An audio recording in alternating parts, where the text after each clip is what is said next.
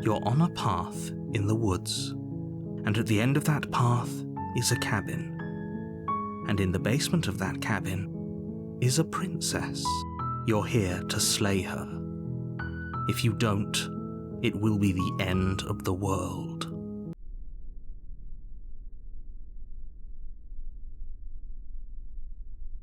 While I appreciate the mental exercise, we are running up against a bit of a ticking clock. Nevertheless, let me assure you, the princess is locked up because she's dangerous.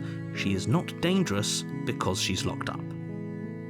And before you decide to waste even more of our time by asking how I know that, let me suggest a more pragmatic lens through which to view this situation. Causality doesn't matter here, because the end result is the same no matter what led us up to this point.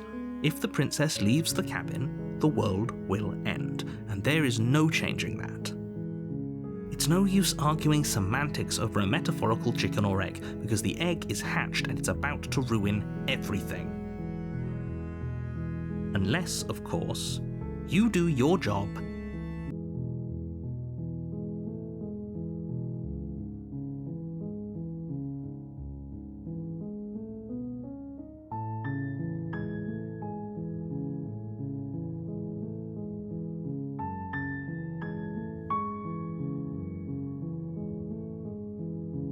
I'm talking about the end of everything as we know it. No more birds, no more trees, and perhaps most problematically of all, no more people. You have to put an end to her.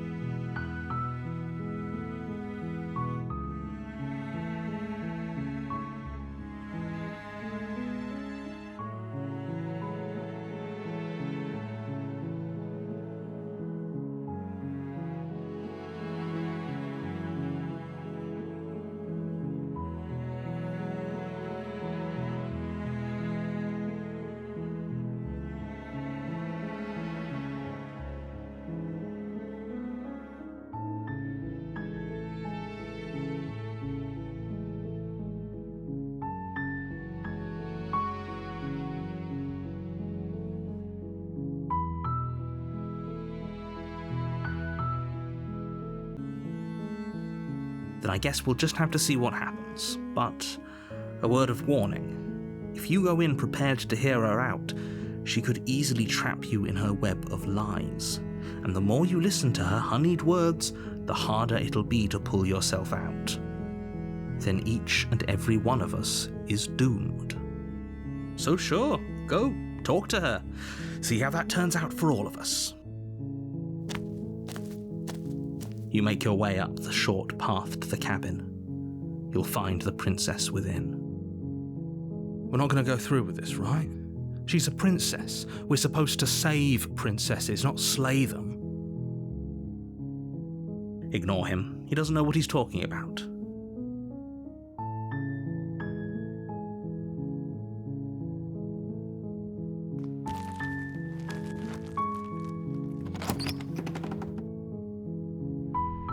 The interior of the cabin is almost entirely bare.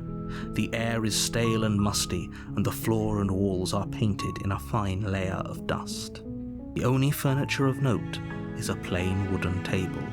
Perched on that table is a pristine blade. The blade is your implement. You'll need it if you want to do this right.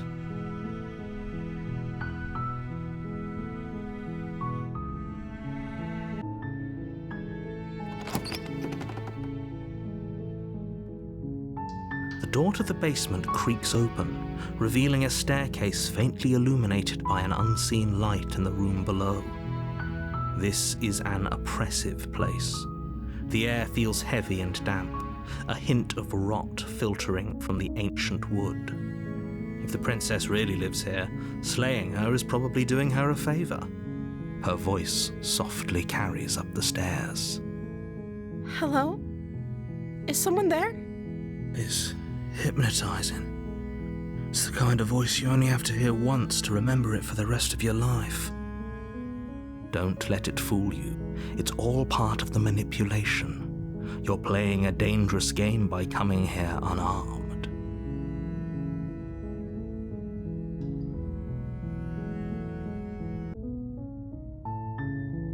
Don't be a stranger. It's been so long since I've had any visitors. Please, come downstairs. You walk down the stairs and lock eyes with the princess. There's a heavy chain around her wrist, binding her to the far wall of the basement. She's beautiful. How could someone like this be a threat to anyone? I am begging you to stay focused. There's a lot riding on you here. Hi. Do you think you can get me out of these chains?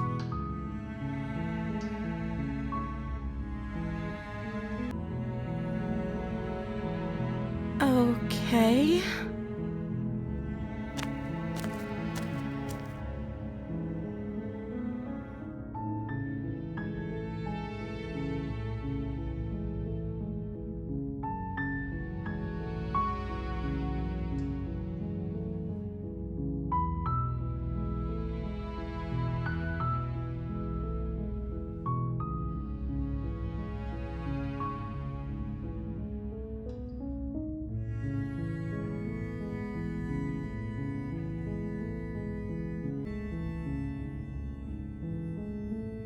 Oh.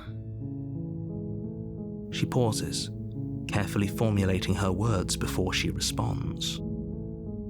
You can address me as Your Royal Highness.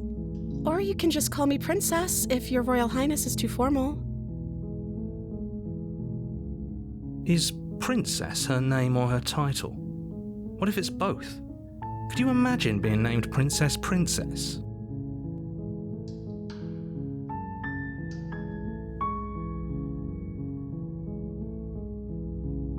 Like I said, you can call me Princess if you'd like. I'm sorry, I've been down here so long, I guess I've just forgotten. I must have a name, though. Everyone has a name. Okay, that's weird. She hadn't even thought to pick a name for herself. Hopefully you're starting to see that she can't be trusted. Go back upstairs, get the blade, and slay her before it's too late.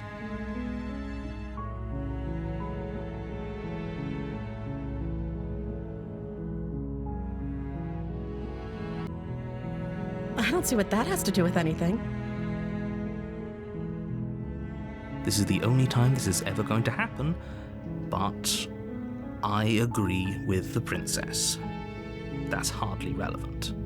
Okay, but actually, what has she been eating? She has to eat, right?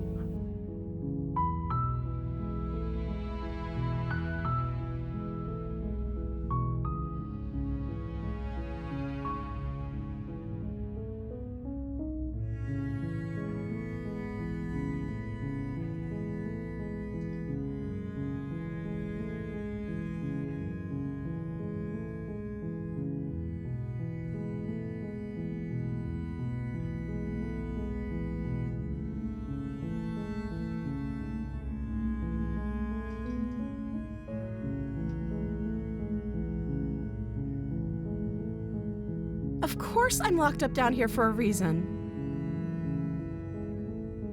I don't actually know what that reason is, but you don't just stuff a princess in a basement and throw away the key without there being some sort of an explanation, right?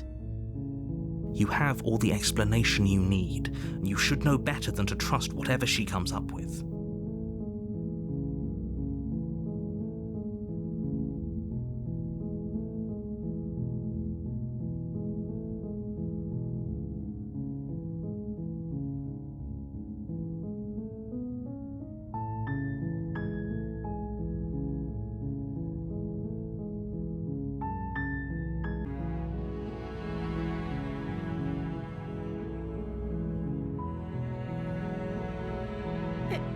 Is that why they threw me down here? But I don't want to hurt anyone. I like the world, I think. I don't remember much about it, to be honest. I've been down here for so long. That's... How long has she been locked away? Did they tell you how I'm supposed to end the world?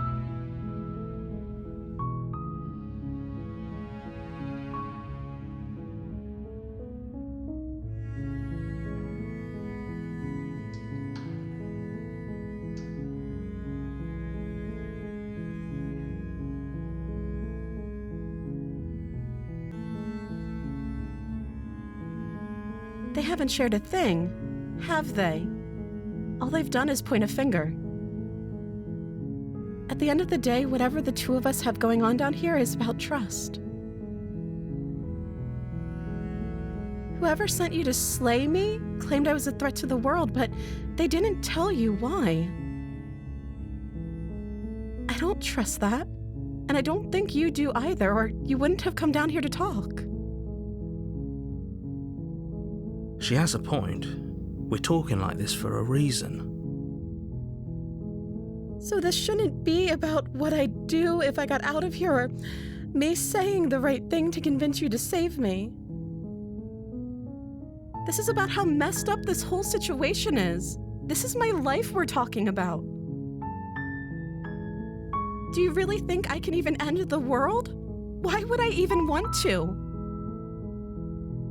We both know that if there's people we can't trust in this situation, it's whoever locked me down here, and it's whoever sent you here. And those two groups are probably one and the same. Don't let her turn the tables here. This isn't about trust. This is about risk.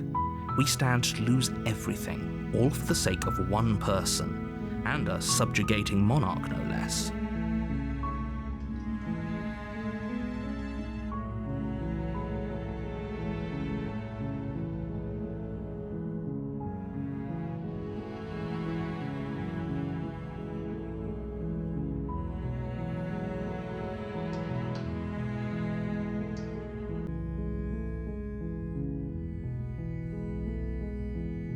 That seems like a pretty good compromise.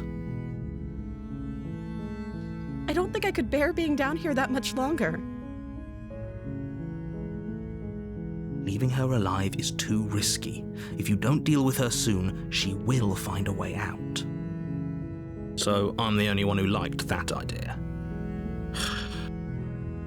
One way or another, I'm going to find a way out of here. It would make it easier for both of us if you'd help. But if you don't, I can promise that you'll regret that decision. You have to make a choice. Let's hope for all our sakes it's the right one.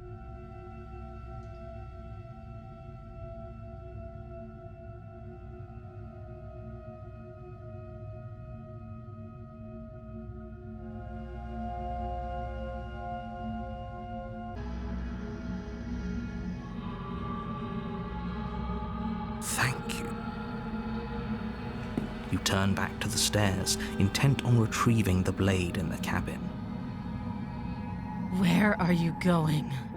You can't just leave me here. Fine, turn your back on me, but it won't be long before I slip these chains. And once I'm out of here, there will be hell to pay for leaving me behind. Slip these chains? She can't, right? She needed our help to get out of here. But do you hear the conviction in her voice? I don't think she's bluffing. She has to be bluffing, but hurry. You rush up to the first floor, grabbing the blade, both yours and the world's only possible salvation. Okay, if we're sure about this decision, I'll support it. I suppose we have a world to save after all. You slowly creep down the basement stairs. It's quiet. Where the princess sat only a moment ago, there's only a severed arm, its cooling flesh still chained to the wall. And she is nowhere to be seen. Is it just me? Or did this room get a lot bigger?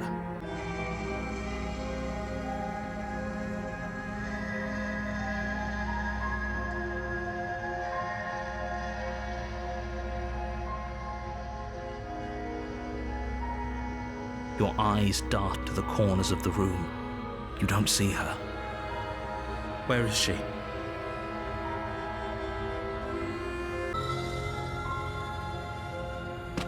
As you step towards the severed limb, you hear the pattering of feet behind you, soft against the basement floor, then loud and desperate against the stairs.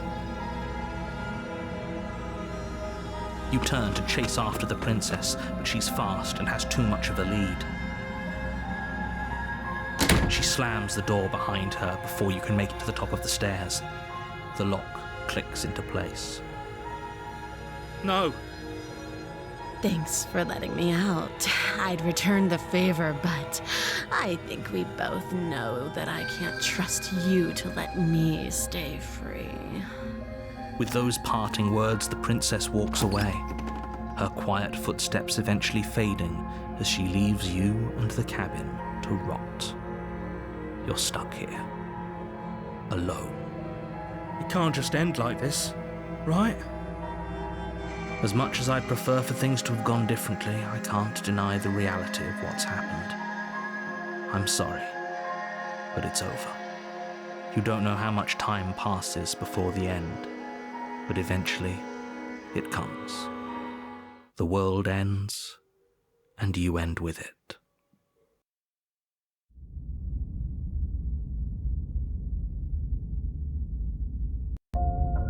You're on a path in the woods, and at the end of that path is a cabin. And in the basement of that cabin is a princess. You're here to slay her.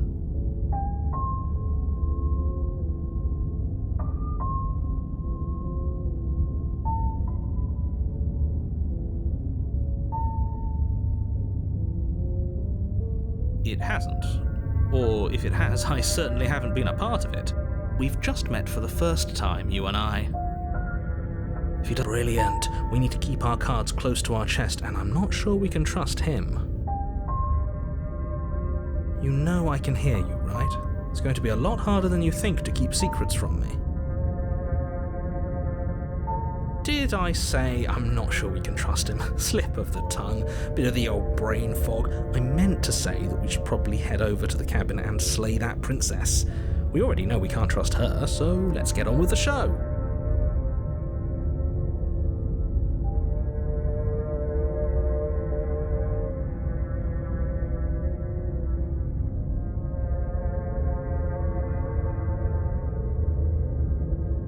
Those are two very different questions, but fine, I'll indulge you if that's what it takes to get you moving. Let's say for a moment that this really is the second time you've met me, or at least a version of me. If you're back here, I'm assuming you died, which probably only happened because you didn't listen to me.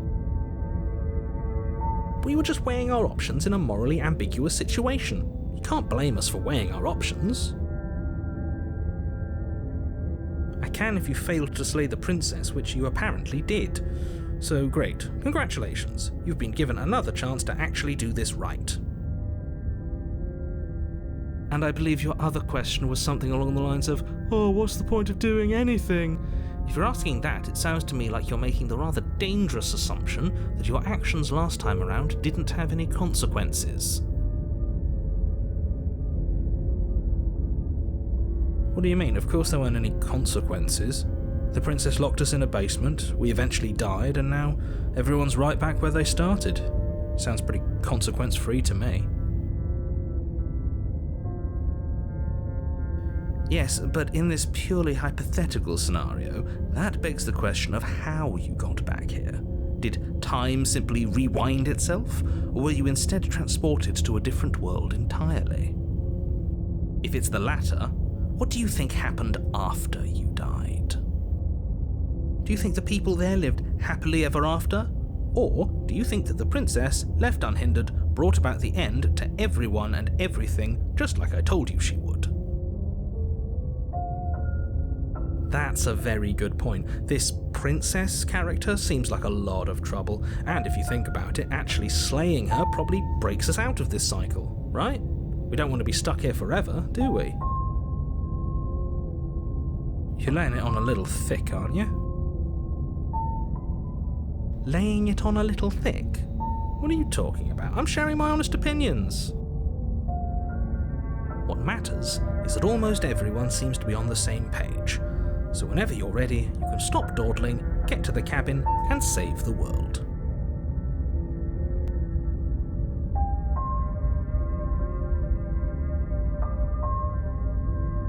Just be quick about it.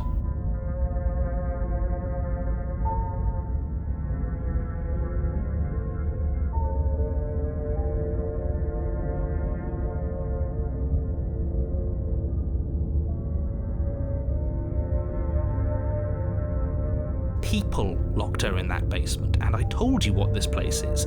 It's a path in the woods. Don't overcomplicate things.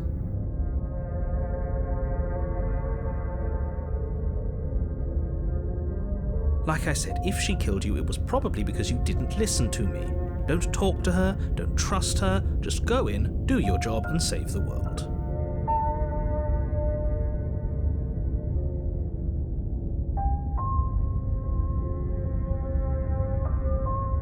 Look, I'm not supposed to say this, but it's because you're special.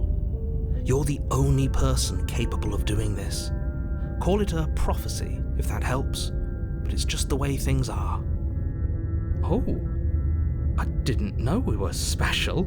Of course you're special. Why else would you be here? Good point. That really explains almost everything. I'm not so sure about that.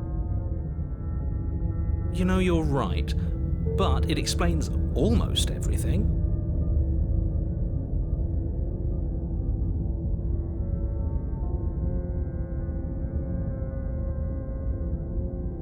I've told you everything you need to know. Going into more detail would just overcomplicate an otherwise very simple situation and make your job more difficult. Not to sound like a broken record, but the less you know about her, the better things will go for all of us. I know it sounds like I'm hiding something, but you're just going to have to take me at my word.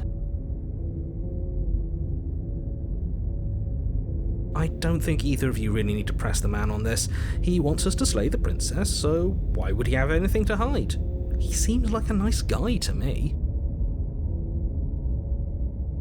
I appreciate the vote of confidence, but you should really stop wasting time chatting amongst yourselves in the woods. So if we could move this along? Great. Now, if you don't mind, the whole world is waiting with bated breath for you to save it from ruin.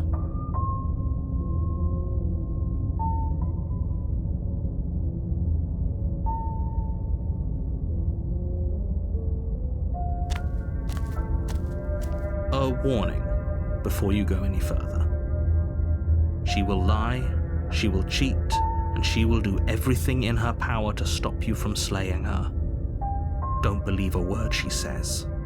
Don't worry, I think we've taken that lesson to heart at this point. You can trust us to get the job done.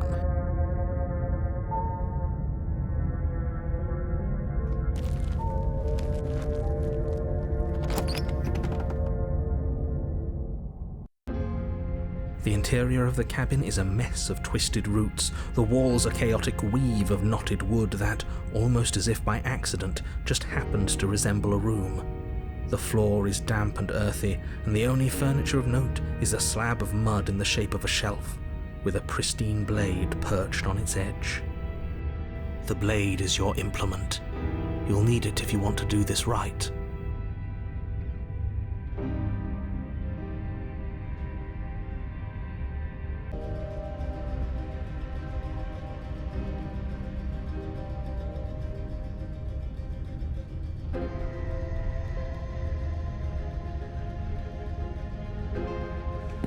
Walk up to the wall next to the basement door.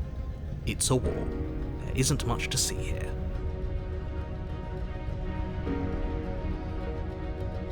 You reach forward and rub your hand against the cabin wall. I hope you know how ridiculous you look right now. Well, at least we can all agree now that there's nothing to see here. Case closed. Good work, everyone.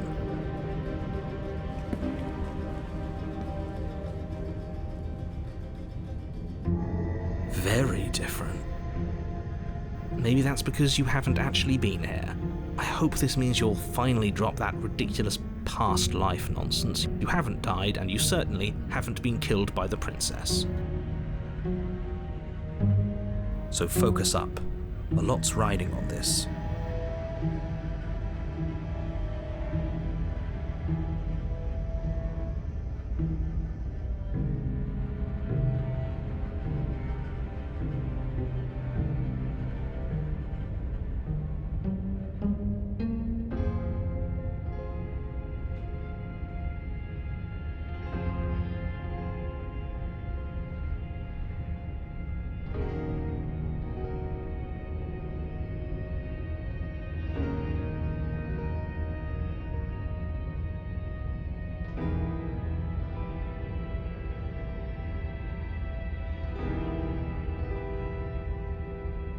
You take the blade from the shelf. It would be difficult to slay the princess and save the world without a weapon.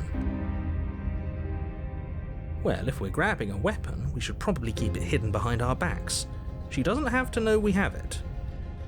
That's not actually a bad idea.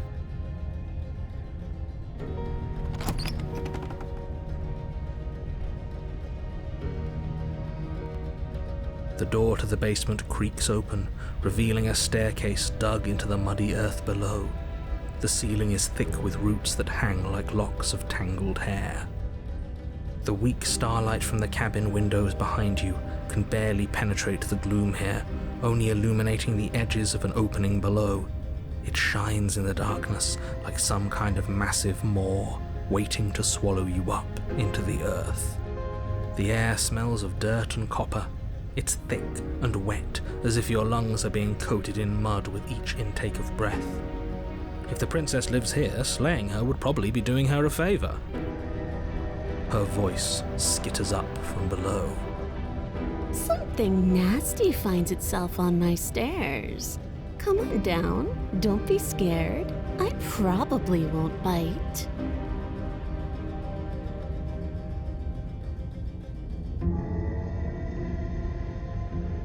I recognize that voice as easily as I recognized your nervous little footsteps coming up the path. I know who you are, and I remember what you've done. See? She knows us. Is this enough for you to believe what we've been saying? Maybe, but you shouldn't let that cloud your judgment. She's just a princess. As long as you remember that and remain focused, slaying her will be easy. You can't. Unless you slay her right away, she's going to break free and end the world. There's no reasoning with what she is. Look, I'm just throwing ideas out there. I like to think out loud. I'm the kind of guy who likes a discussion. Don't we want to hear what everyone has to say before making any big decisions? Do you want to hear what everyone has to say? Or do you just want to hear yourself talk? You need to stop lingering. Your task is to slay the princess, not endlessly debate about what to do with the princess. Fine. You're the boss. Thank you. You descend the basement steps, entering the dark room below. You can just make out the shape of the princess in the gloom. She's huddled against the far wall, her eyes bright and glaring from amid the thick roots. And there you are, one hand tucked away behind your back, gripping that sharp, sharp blade, no doubt. That's no fair. How would she know that? So, we've dropped the pretenses. Good. She's acting like she already knows you. I guess what you said back in the woods really was true. That's pretty sharp. How'd you figure that one out? Call it deductive reasoning. Well, you seem to be great at it. So, you really don't remember us, do you? No, I don't. But you and the princess clearly have a shared reality, even if I'm not a part of it. I won't waste time fighting you on something that's clearly true. You fought us on it back in the woods. That was when the only perspectives we had were yours and mine. I'm just glad we could put all this behind us. Is it all behind us? Just focus on the task at hand. I don't care if you've been here before, and I don't care if you think you'll go somewhere else after this. My world is on the line right now, so I'd appreciate it if you would take this seriously and slay her.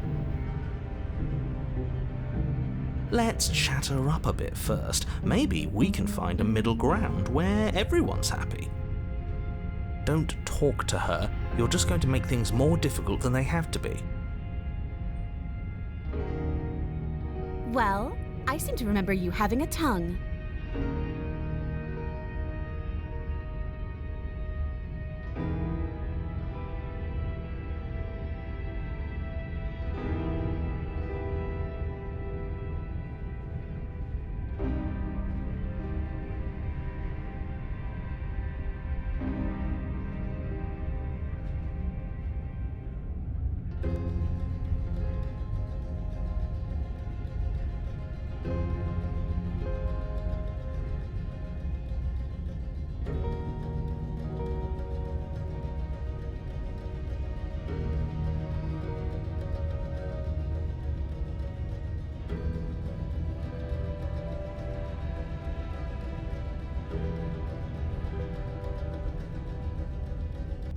Without uttering a word, you charge the princess.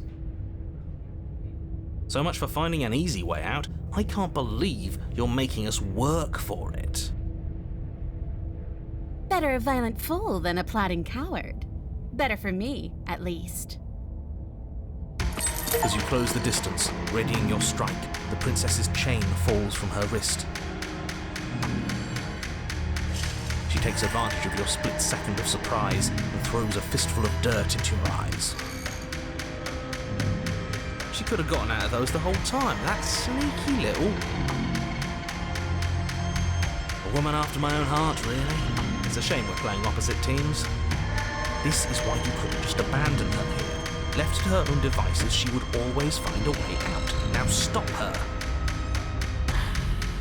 You must have known I would be ready for you. Deep in your heart, you know the same things about me I know about you. We're both so very awful.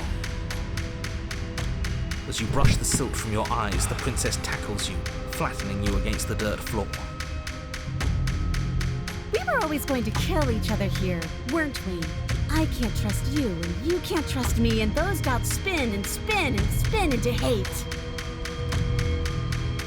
She buries her teeth deep into your chest, tearing at... Right, she's distracted. Stab her in the back. In for a penny, right? Why not? As the princess rips meat from bone, you plunge your weapon into her unprotected back. Ha, you bastard! Even face to face, you find a way to stab me in the back. I know you, and you're hideous, absolutely wretched. Just like me. Maybe we are the same. So what? Throw her off us. Kick her in the shins. We don't have to fight so dirty. Of course we do. Fighting clean won't help us win. It takes a wretch to know a wretch, and we're all at the bottom of the barrel here. There's no point in pretending otherwise. Are we? At the bottom of the barrel? We've got dirt in our eyes and a chunk of us chewed out. If that's not the bottom of the barrel, what is? No arguments here. You're doing great. Keep playing dirty if that's what it takes. But if we win, we won't be at the bottom anymore. We'll have climbed a little higher. And once we start climbing, well, who knows where we'll stop? You'll stop right here if you keep daydreaming. Don't let yourself get distracted thinking about what comes after. None of us ever said we stopped fighting. What a low and vicious fight it is. Eyes gouged, skin scratched bloody, hair ripped and nails broken. Every rule there ever was in the Book of Honourable Combat. Both you and the princess have broken a dozen times over. That's nice and all, but are we winning? Nobody's winning. I thought playing dirty was supposed to give you the upper hand, but I suppose that doesn't work if you both sink to the same lows. Still, at least you're not losing. The princess cackles maniacally as the fracas continues. But behind her cackle, you hear the low groan of warping wood. Wait, what's going on? We're establishing a newer, better packing order. No, the groaning thing. Why is the wood making noise? Who cares about the groan? It's just a sound. Things make sounds all the time. I care about the groan. Doesn't that mean something bad is happening? Oh, yes, well, I'm afraid that's the sound of the basement getting smaller. Do you hear that, you pathetic wretch? Those are the roots of the wild, and they're coming to choke the breath from your lungs and squeeze the life out of you. Excuse me, what? You and the princess disengage for a brief moment, just long enough to get your bearings. Behind you, the basement door has been sealed over, thick roots barring your only exit from the dirt pit. And slowly, but very perceptibly, the roots are closing in on you both. That's right, they're coming for you, and they won't stop until there's nothing left down here but them.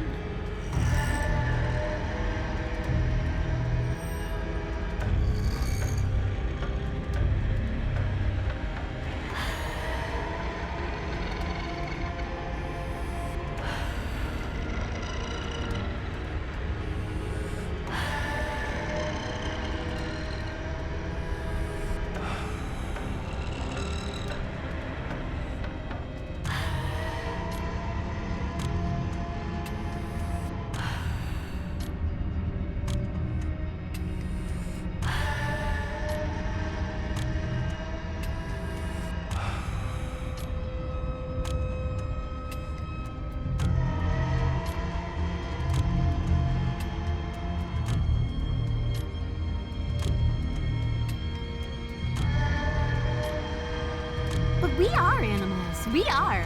You're nothing but fear and instinct, and that's all I am too. We don't have to make things better. We can't make things better. We're just meant to chase each other in the dark until one of us catches the other. And then we'll do it again and again and again. You know, I don't think she's actually a go-getter at all. I think we may have misread the situation. I think you misread the situation. Everyone makes mistakes. The important thing is that we can move on from them together with no hard feelings. Just focus up. You aren't dead yet. You can figure this out. The roots grow ever closer. We know. We can see them.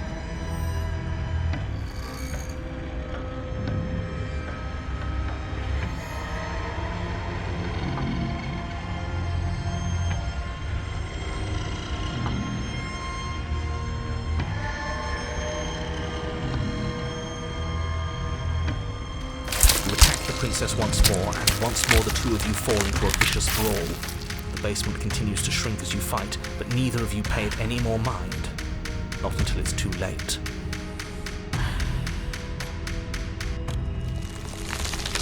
The roots twist around you both, binding your limbs and rendering you helpless. As your fates close in, all you can do is watch her, and all she can do is watch you. At first it's almost gentle. The two of you lift it delicately off the ground, but the cradle of the growing roots soon gives way to tightness, and that tightness gives way to bulging pressure as they begin to constrict.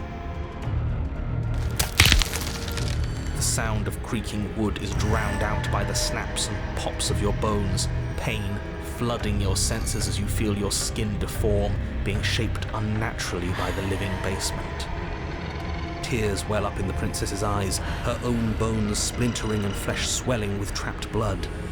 But still she smiles through it all. I can't wait to do this again, you wretched little thing. I hate you, but I wouldn't have it any other way. The pressure is unbearable. You can't breathe, your vision swimming with red, your head pounding as everything tightens. And then you pop. Everything goes dark, and you die.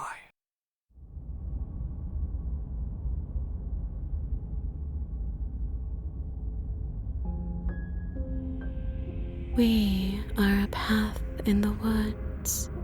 We have no beginning, and we have no end.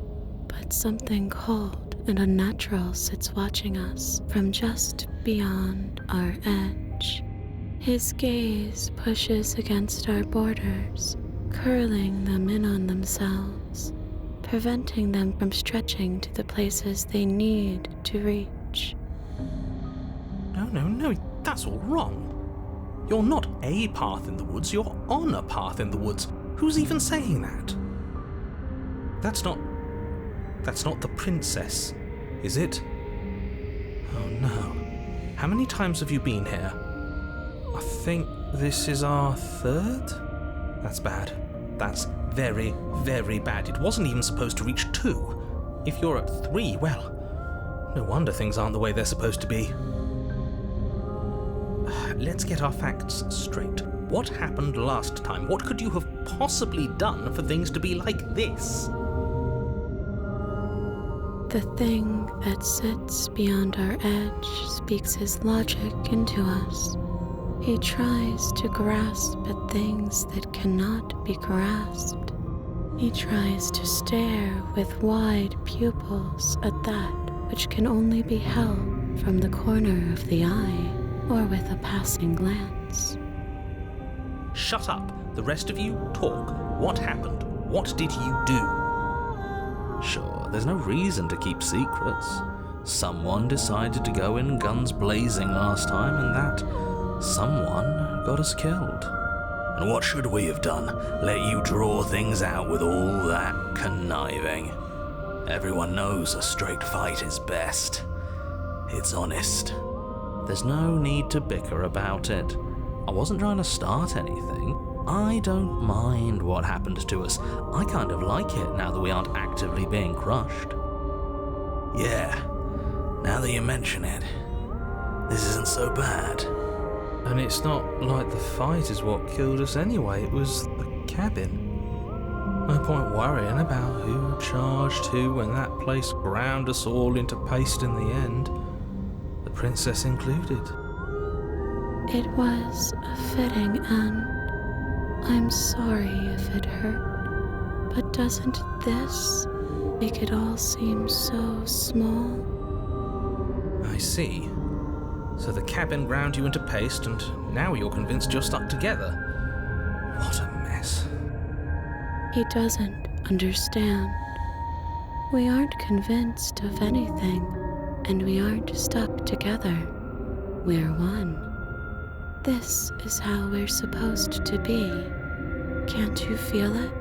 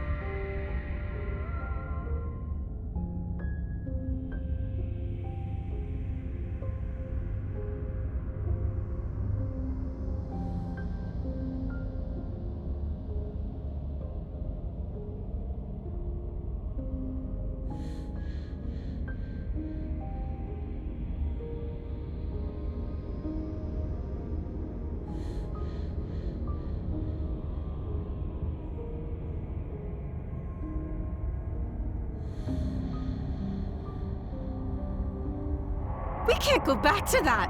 We can't go back to the doubting and the hatred and the schemes. Not after being something as beautiful as this.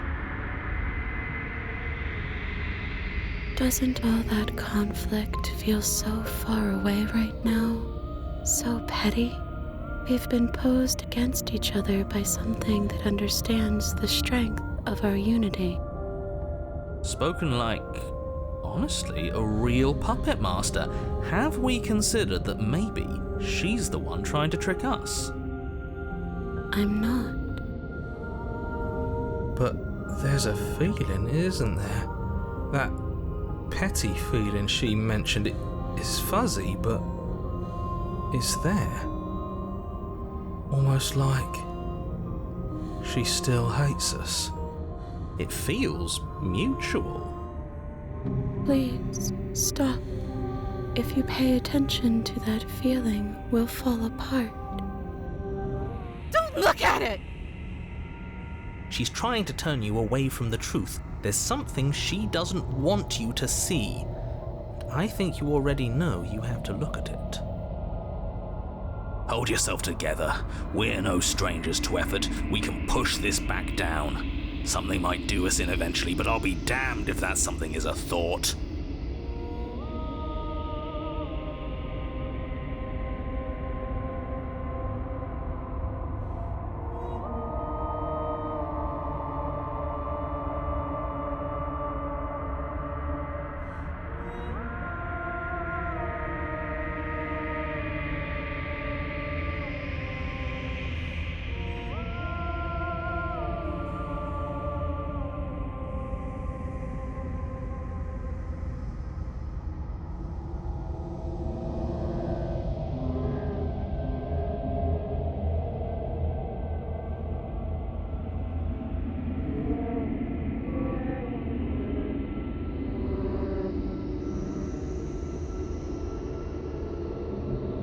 Please, don't make us remember how we were.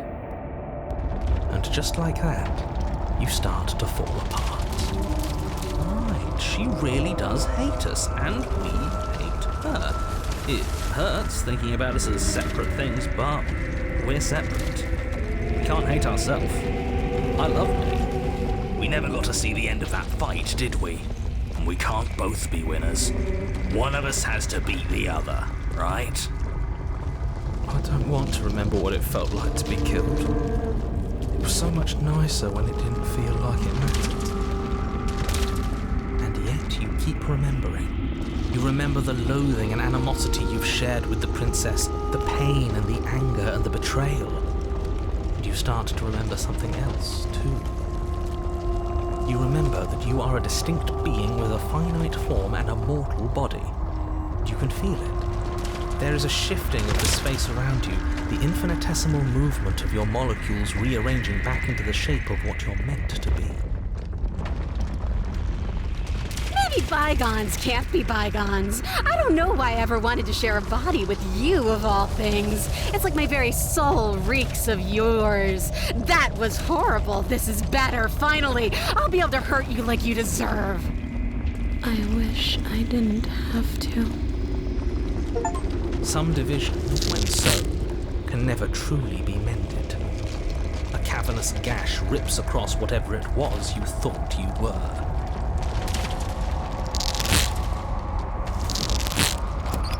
A cabin comes into being among the trees. It approaches, and it swallows your body whole. And then you find yourself, blade in hand, exactly where you need to be. At the center of it all is the princess, a wooden and fleshy heart beating with an unbroken rhythm. You're filled with a sense of purpose. Strike at her. Kill me then, if you hate me so much. Just get it over with. This doesn't feel like a fight. This isn't what I wanted. Where's the victory in this? Well, this should be easy, if you're sure about it.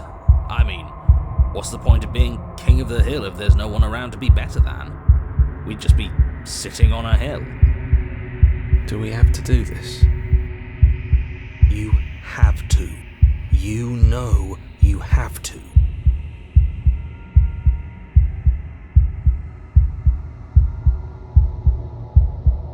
You devious little bastard. If you think I'm going to let you free her, you have another thing coming. And that other thing is... We'll just have to wait and find out when it happens. Just ignore him. What's he gonna do? Lecture us into submission? He can talk all he wants. He's weak, thinks he can boss us around when he doesn't have any authority. We're clearly the ones with authority around here, so we can do whatever we like. cut the princess down from the roots that bind her, I hope you're happy. Good luck getting her out of here. I didn't think you would do that after everything. It's so cold without you.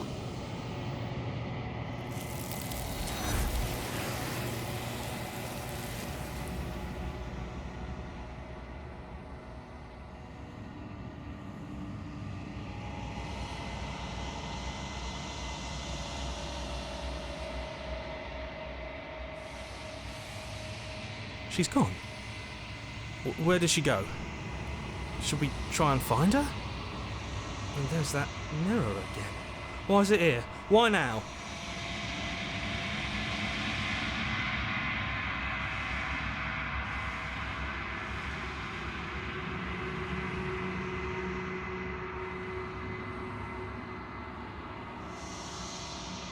I'm begging you, don't do this.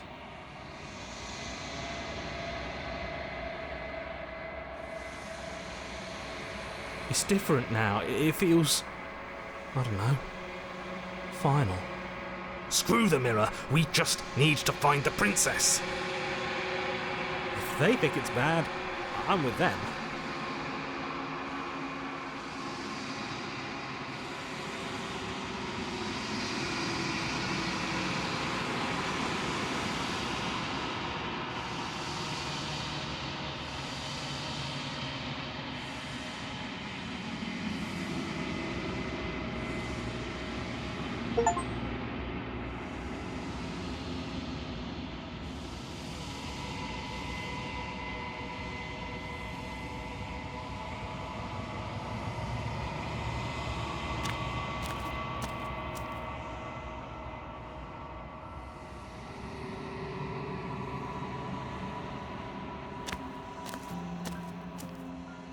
Something finds me in the long quiet and brings me the gift of a fragile vessel.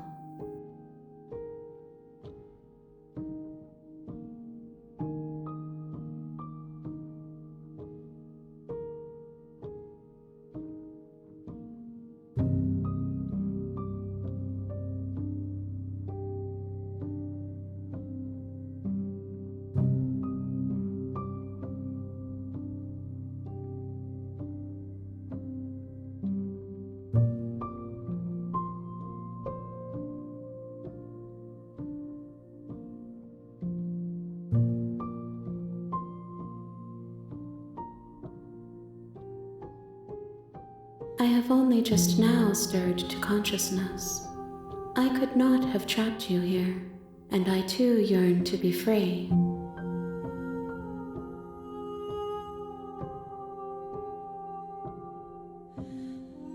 I'm sorry. There are some changes that can never be undone. There are some tears that can never be unshed. This is not a place that can hold a fragment of a concept. The moment she arrived here, she was going to return to me. I promise that it doesn't hurt.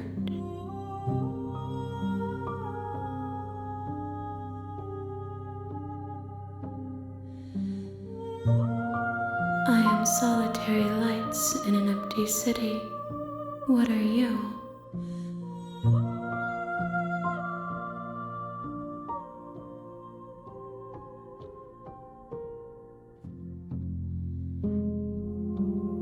I think that you are like me.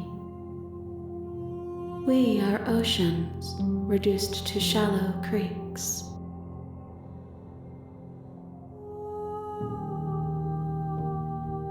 How can the world have ended if we are talking?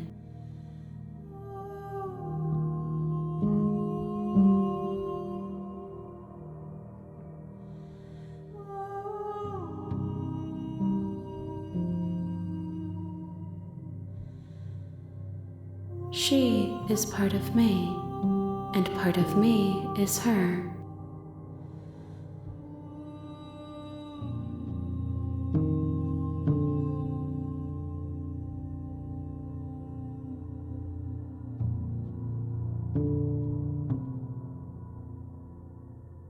I know only that they are.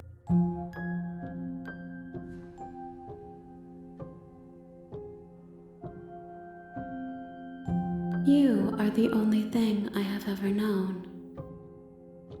The space we're in is vacant. Nothing comes here but us.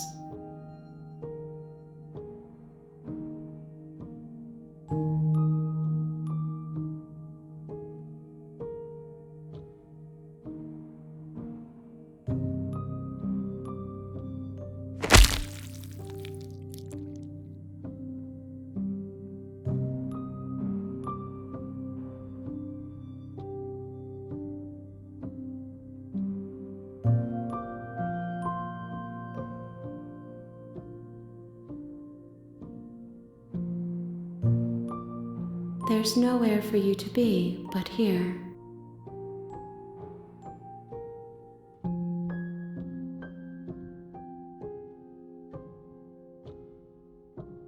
Yes, nerves and fibers to feel the worlds beyond, perspectives to make my own. This one is like a shadow of me, a memory of what she used to be. Bound to the wounds of distance and time, she will make for a scarred and beautiful heart. Do not mourn her. She has finally found peace.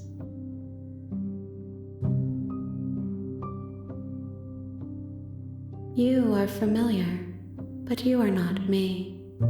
I feel sadness, longing, hope as I witness you. Nothing as we are, but I know that there are worlds beyond us, and that we are meant to reach them. There is no exit, but this vessel is a creature of perception. She can make you forget, if only you believe her to be able to. Bring me more perspectives, so that I may be whole, and perhaps then we will know our freedom.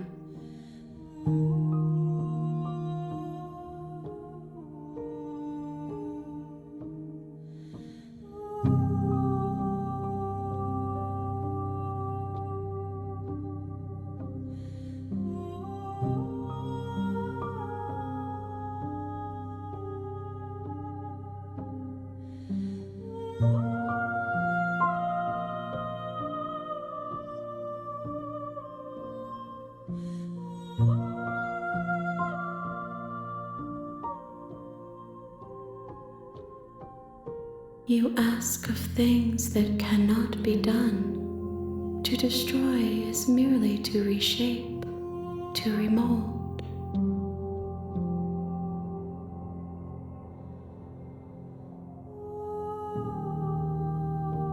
How can I know? I am flickers in something sprawling and unilluminated.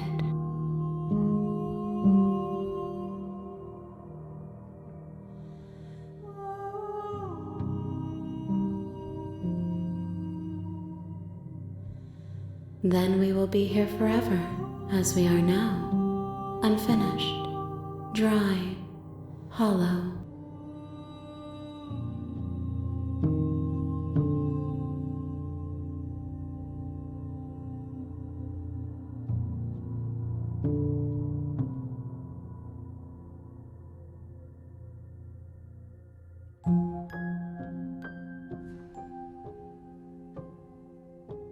More than you have found, but less than there are to find. I am infinite. The rest will find their own way home.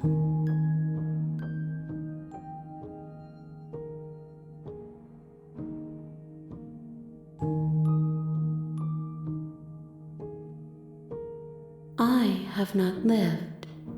I am not afraid to die.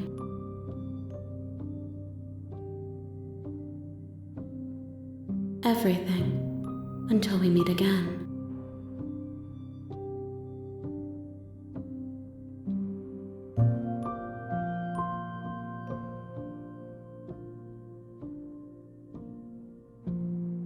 If you need time, then I'll wait with you.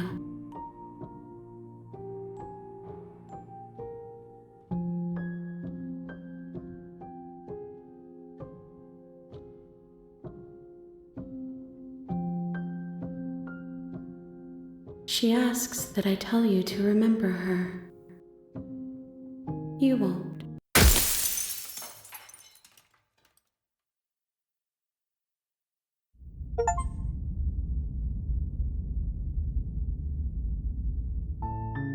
You're on a path in the woods, and at the end of that path is a cabin. And in the basement of that cabin is a princess.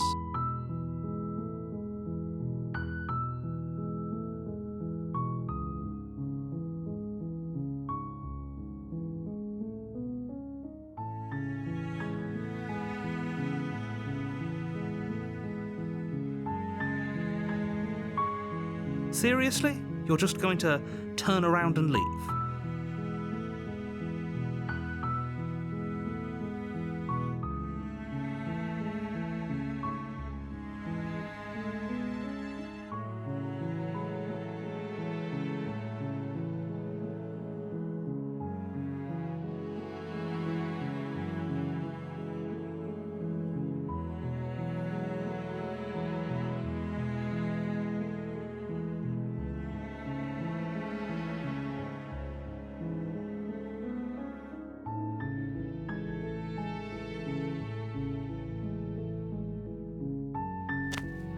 Fine. I suppose you just quietly continue down the path away. Good. What we're being asked to do here is wrong. Better to wash our hands of this whole situation than to take part in it. Ignore that annoying little voice. He doesn't know what he's talking about. That's strange. It looks like this path also leads to the cabin. How convenient. Everything's back on track again. Maybe the world can still be saved after all. That's great to hear. A warning before you go any further. She will lie. Fortunately,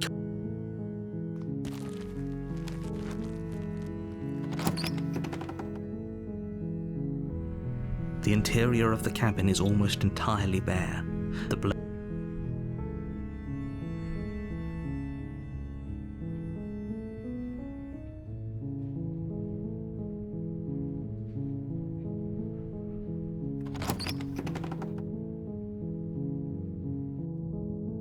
The door to the basement creaks open. Her voice Hello? is, don't let... How many times do I have to tell... Wait, really? You're here to rescue me? I was starting to think I'd be stuck down here forever. Come downstairs. I want to see the face of my rescuer. You walk down the stairs and lock eyes with the princess. She's beautiful. I am begging you... Hi. I can't believe you're here. I've been waiting for something like this to happen forever. I hope you brought something to deal with these chains. Don't do it. If she gets out of those chains, we're all one step closer to the end.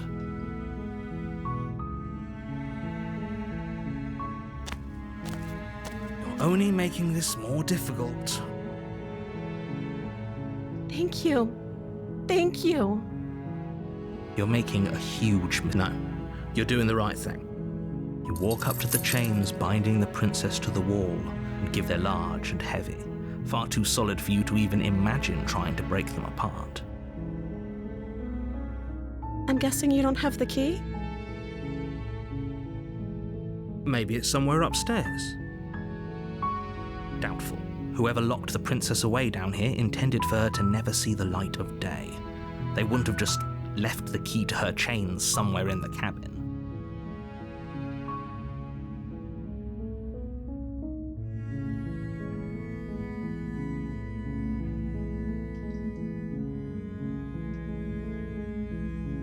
Okay. I'll be here. Good luck. You attempt to make your way out of the basement, but the door at the top of the stairs slams shut.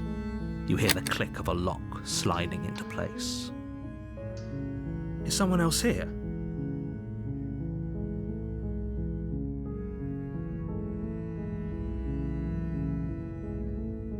Your shouts and pleas are met with silence. I'll repeat myself once again. You're here to slay the princess, and you won't leave until the task is done.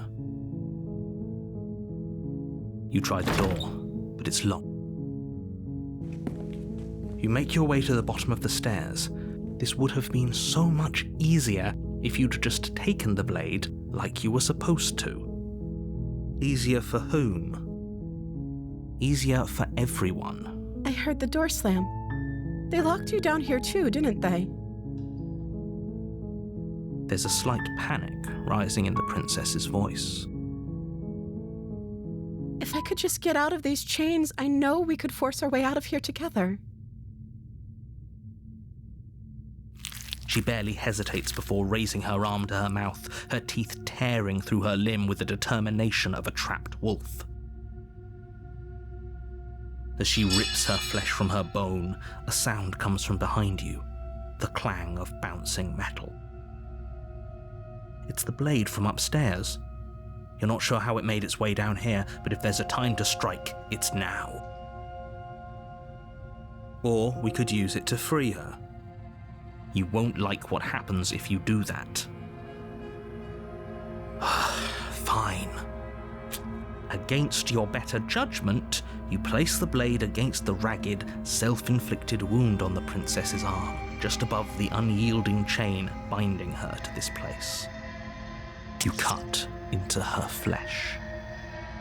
The blade is sharp, and it takes little effort to crack through the bone of her arm. Her limb falls to the ground, and the heavy chains follow suit. She didn't so much as utter a sound through the whole ordeal. No, she didn't. She smiles softly as her gaze meets yours, blood from her wounded arm dripping rhythmically to the ground.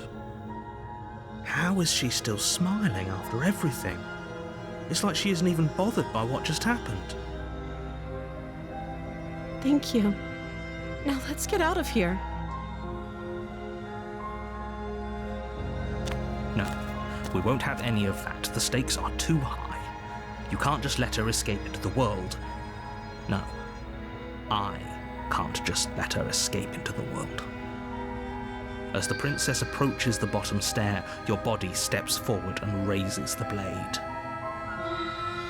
Wait, this isn't fair. You can't just do that. Watch me. What are you doing?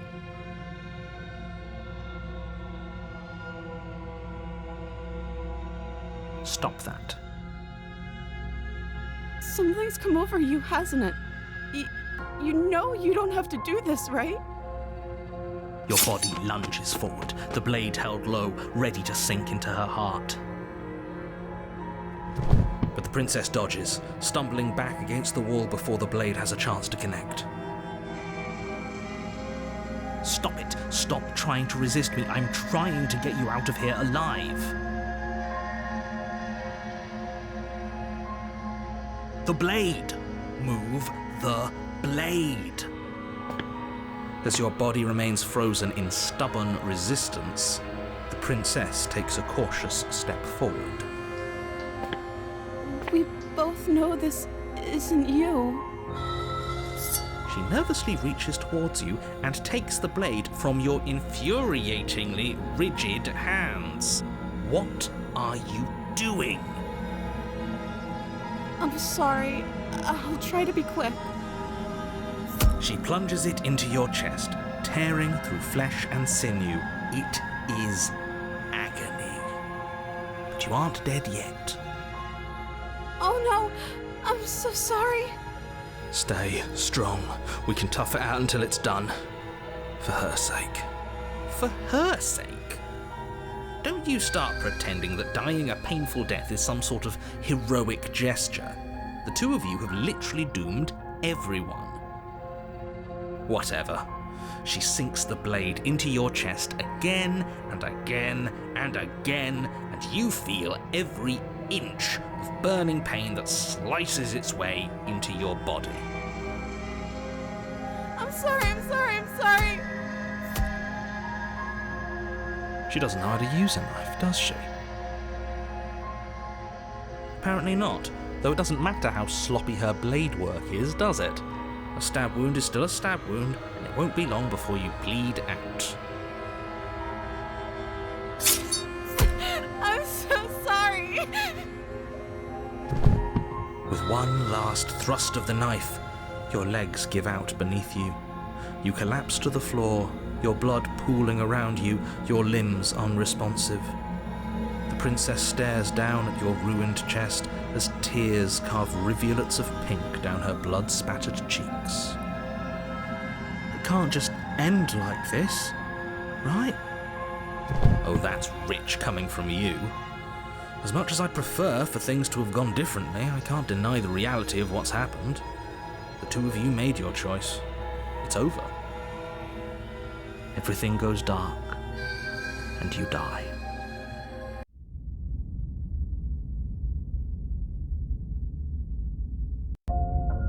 You're on a path in the woods, and at the end of that path is a cabin. And in the basement of that cabin is a princess. You're here to slay her.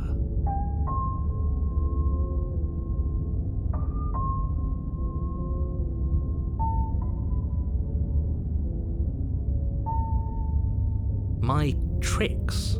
What on earth are you talking about? We just met for the first time. If he doesn't remember what happened, then maybe it's best to keep it that way. Yes, he didn't approve of us last time, did he? If we're going to save our beloved, we'll have to be sneaky about it. Our beloved? Yes, you'll have to be very sneaky about your intentions if you're going to try and save the princess. Ah, so all of the cards are on the table. Then you should know that we and the princess are in love, and the four of us will be foiling any and all assassination attempts you've got in the works. We'll see about that. Whatever you do, just be sure to ignore him specifically. It sounds like he's the sort who'd sacrifice the whole world for a peck on the cheek. What can I say? A world without love is a world that isn't worth saving.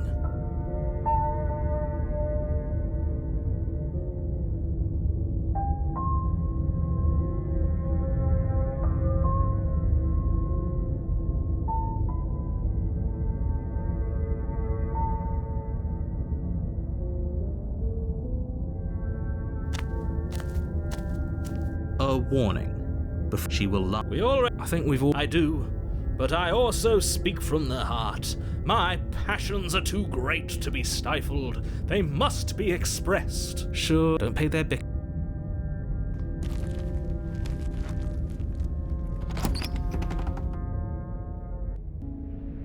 The interior of the cabin is clean and elegant.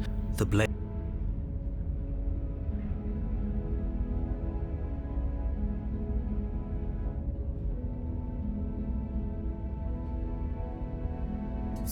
You take the blade from the table. I suppose if we're to play the role of dashing knight, we need an equally dashing sword. That way she'll know we can defend her from her enemies. Hopefully it doesn't put her on edge, and hopefully it doesn't get turned on us. There's no use arguing over motivations right now. It's good that you took the blade. You'll need it to do your job.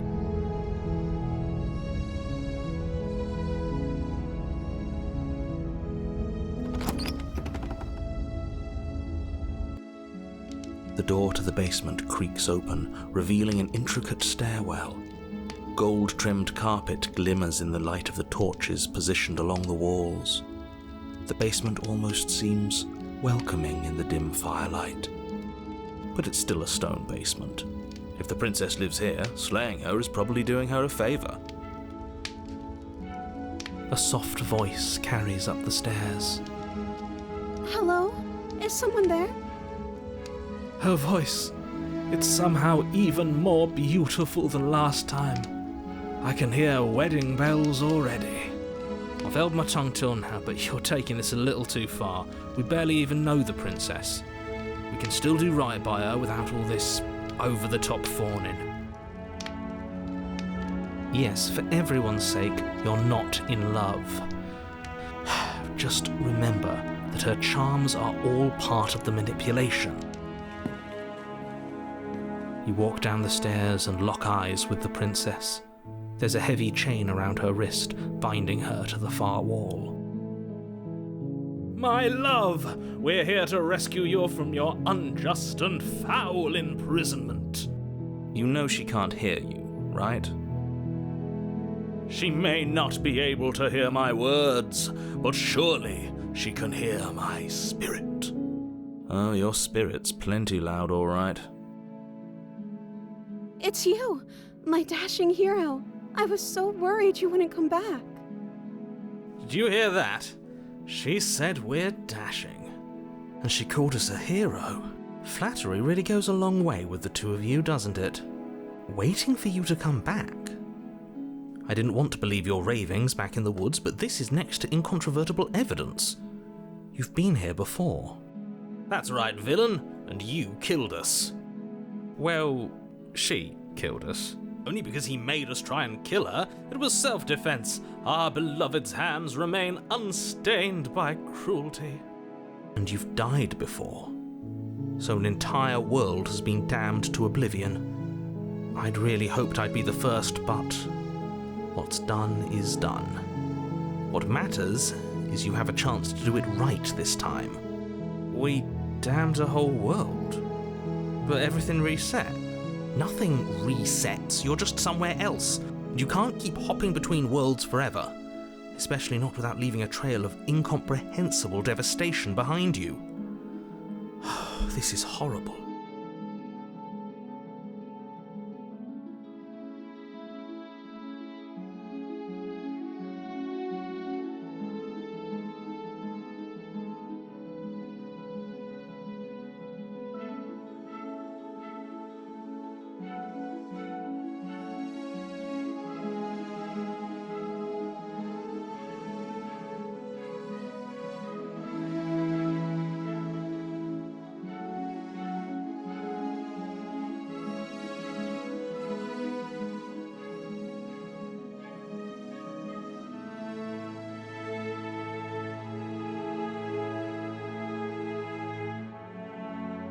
Rescue her? What are you talking about? Did you forget that she's a world-ending monstrosity? And even if you wanted to unleash her onto the world, despite the complete moral disaster that would be, you'd have to get her out of those chains. Good luck with that.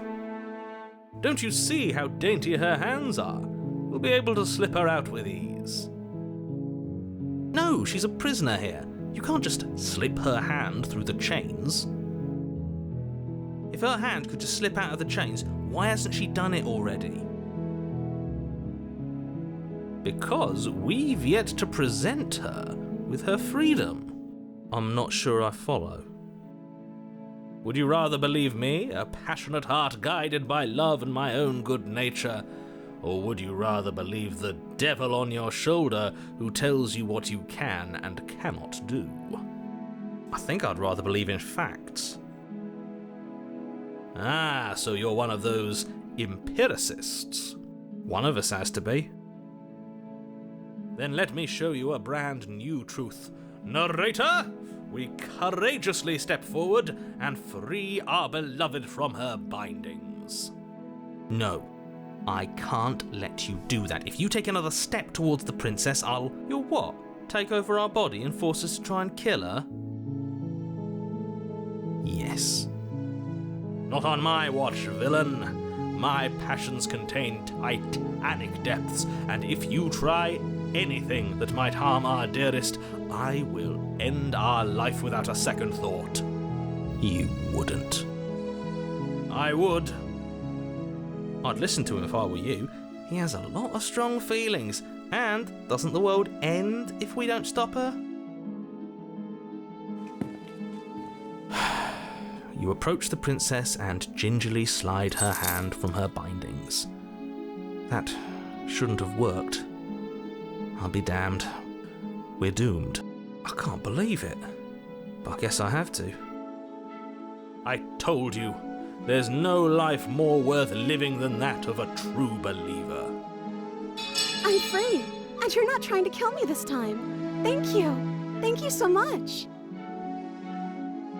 The princess jumps up and smothers you in a joyful embrace.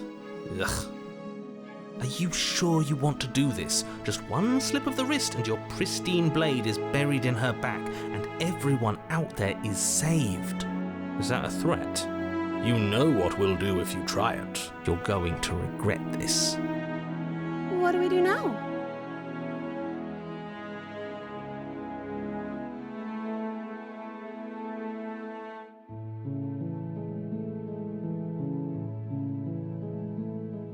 That sounds perfect. As the princess takes your hand in hers, you let your blade tumble uselessly to the floor, and with it tumbles the last hope for the entire world. We have each other. We don't need the world for our happy ending. I like to think that you do, actually. Look, I have my doubts, but the choice has been made and this is happening. You don't have to mope about it. I will mope about it, because moping is the only recourse you love-blind fools have left me with.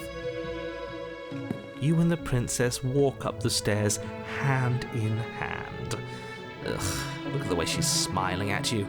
She doesn't have to be so happy about this. And what happens after we walk up the stairs? Let's see. Oh, isn't that interesting? The door slams in your face and the lock clicks. That's a familiar move. Did I do that last time? Then you should know that you won't be able to leave. Oh no! Did someone lock us in here? That's not fair! We're supposed to leave now. Enough with this true love nonsense. You just met her. Of course you wouldn't understand. Our passions run deeper than anything you have ever known. Are you listening to this? You don't have to go along with the every whim of that delusional voice. I'm just along for the ride at this point.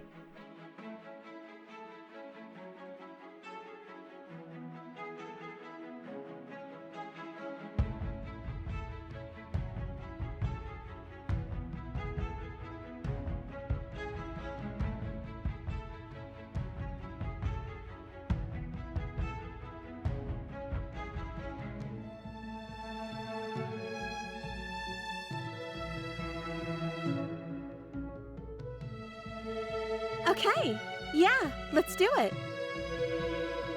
Like a pair of teenagers in love, you and the princess place your hands on the door together.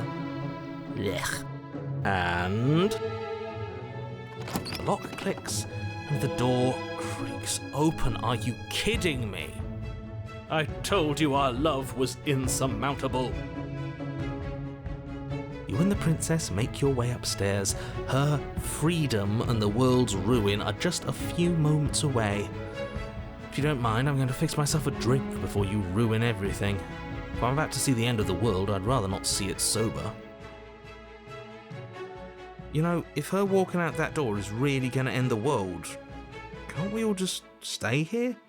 Seems like an easy win for everyone. That's not how this works. Yes, what he said. That's not how this works. Obviously, we have to leave with her. It's our happy ending.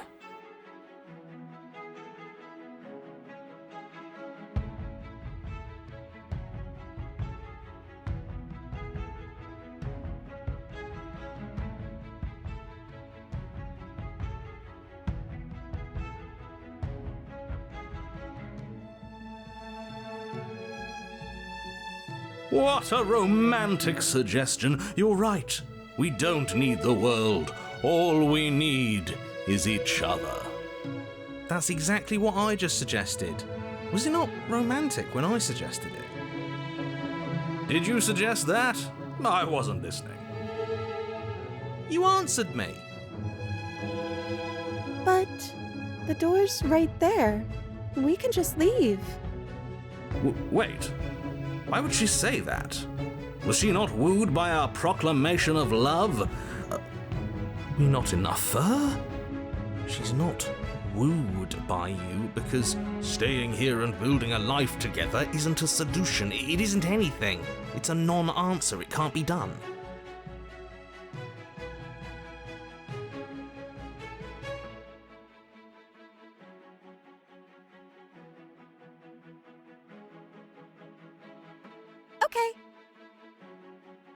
That's the way out. We're going to leave together, just like you wanted. Yes, I suppose you are going to do that, aren't you? You cross the room, opening the door to the cabin, and then you step outside. A happy ending at last. We did it. What should we do now? Where did everything go? Where did he go? Oh, is he gone? I hadn't noticed. I was too busy staring deep into our beloved's eyes. I'm cold. Is being happy supposed to be so cold? She's cold. Quick, our feathers. Pluck them all and weave her a coat worthy of a princess.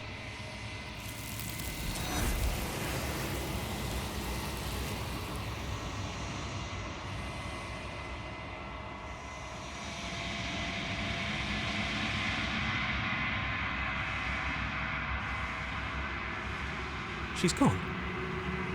Where did she go? Should we try and find her? And is that a mirror? Why is it here? Why now?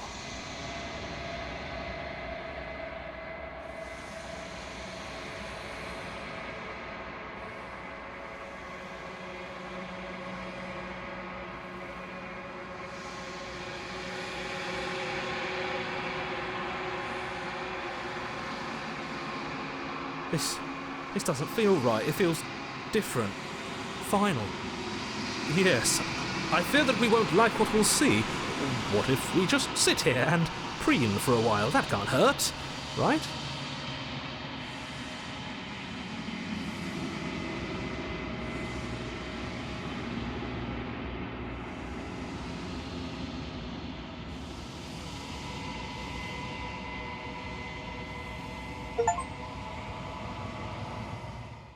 I don't want to do this. Let's just turn around and leave. This feels wrong. This feels like a trap. Like whatever we do, we're gonna die. We don't even have a weapon. But we already tried turning around and leaving, didn't we? And he threw up a wall. No way to go but forward. And whatever choice we make, whatever she is, we know one thing for sure.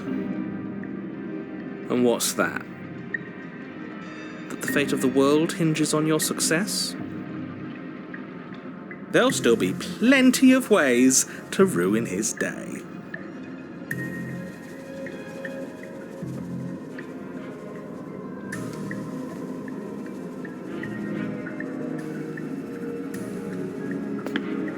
You step to the left. The path is cruel against your feet, the impact of each step sending pulsing vibrations up your legs, till there's nothing left in them to feel. The air around you grows cold the further you progress. At first a barely noticeable drop, quickly evolving into a numbing cold. Your toes feel like blocks of ice, your breaths puff out in clouds of condensed vapor. You shudder against it as you continue down the stairway, losing yourself in the bone-deep chill.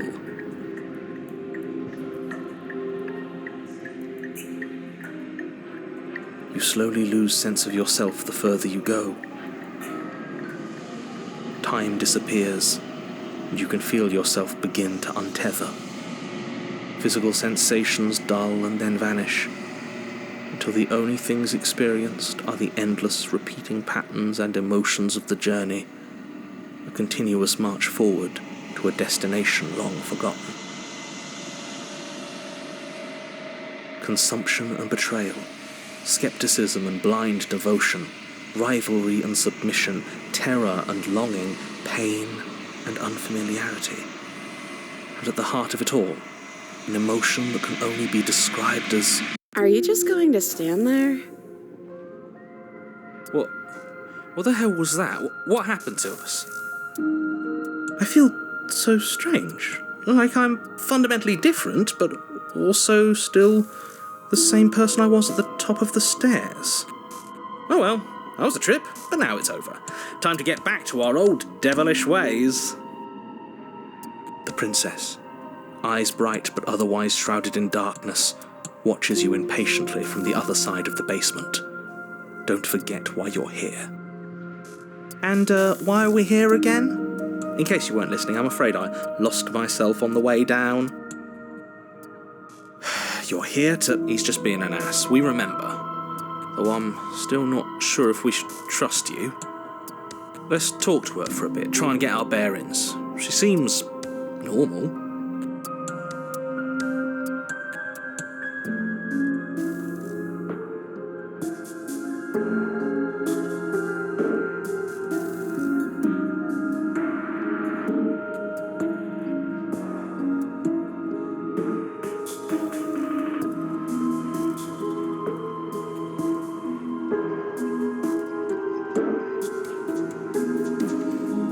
Yeah, I know. I've been watching you stare at me for a long, long time. The shadows recede, revealing the princess's face. I don't think she likes us.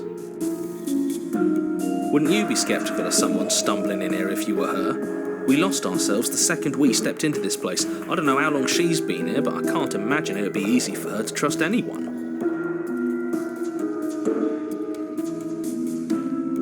Those eyes, though.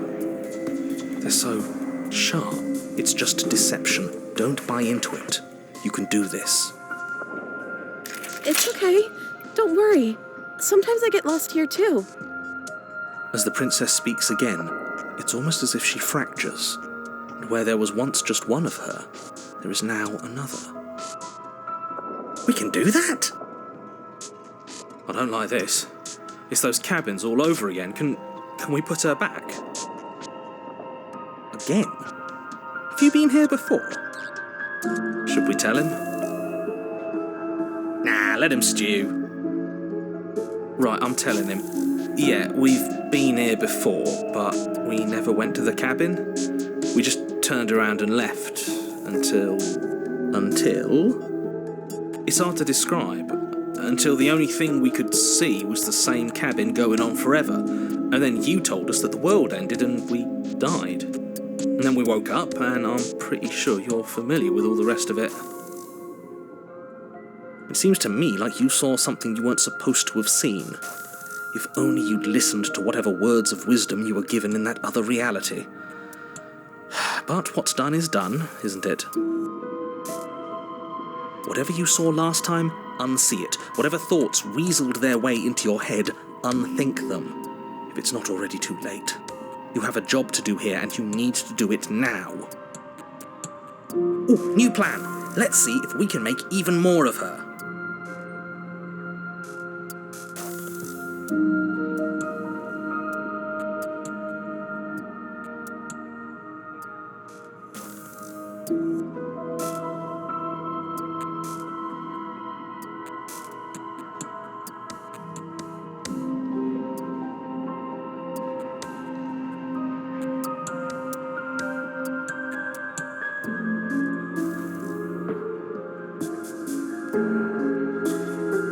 What's that supposed to mean? Are you trying to get under my skin?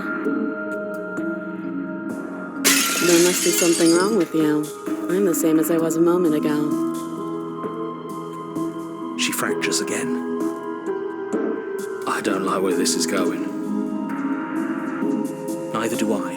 Which is why you need to slay her now before things get more complicated than they already are. How would we even do that? Where would we start? We'd always start by retrieving the blade. Can we even leave this place? I don't like thinking about what might happen to us if we have to go back through those stairs. Well, that's where the blade is. If you want it, you'll have to go and get it. I don't think we're going to be able to put her back. Kind of hurts to think about it, doesn't it? It's like everything we say just multiplies her.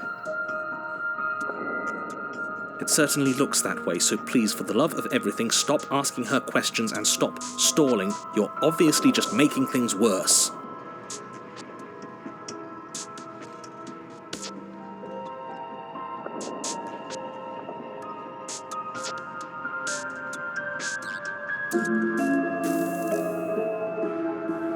Wait, that's not right. Go on. Take a step forward. Your foot lands, but it lands different. You experience a firm footfall, a gentle tread, a confident stride. You can feel yourself rupture. The room spins, your perception multiplying in a sickening kaleidoscope as your very self is pulled in incomprehensibly many directions. You find the blade suddenly in your hands. All at once you use it to strike at her bindings as you remain upstairs and slay her and leave her to perish alone. Is this...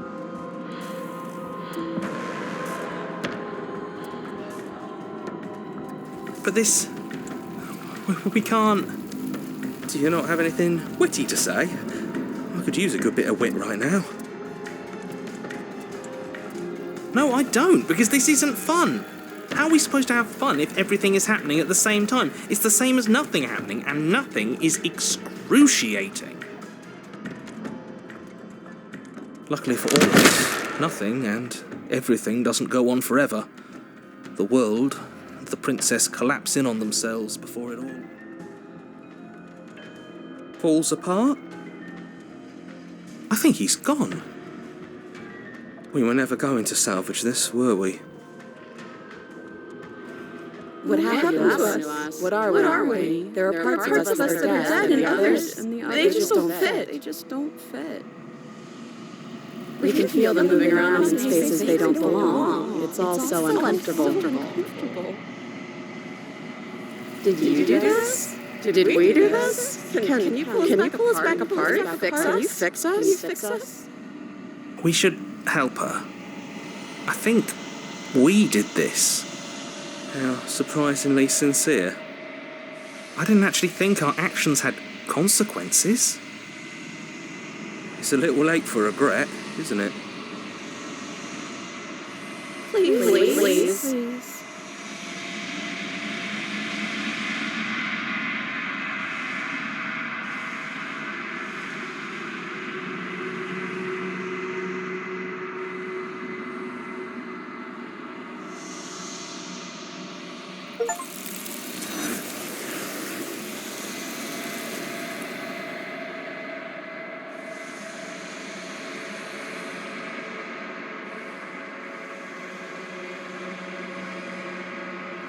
She's gone. Where did she go? Should we try and find her? And there's that mirror again. Why is it here? Why now? But it feels so bad. Like looking into it right now is going to be the end of everything. Yeah, don't look at it. I don't like that thing.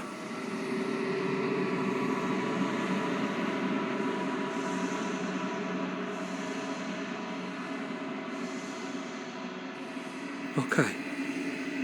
If you say so, we'll trust you. You're not messing with us, right?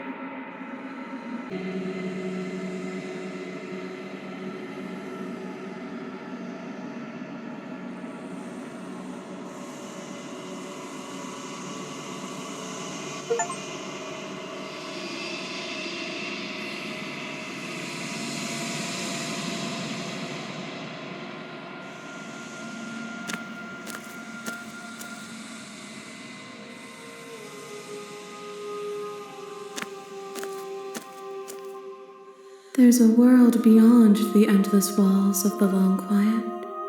We're supposed to be there. Do you know what we'll find out there?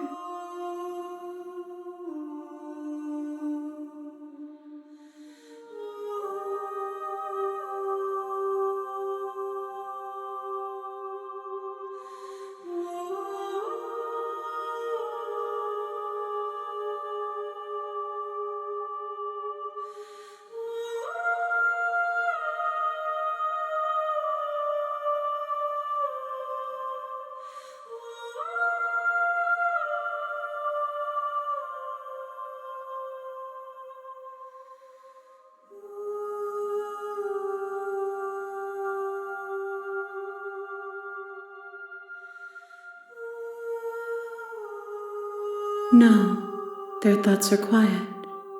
Do you think your narrator lives in the spaces beyond?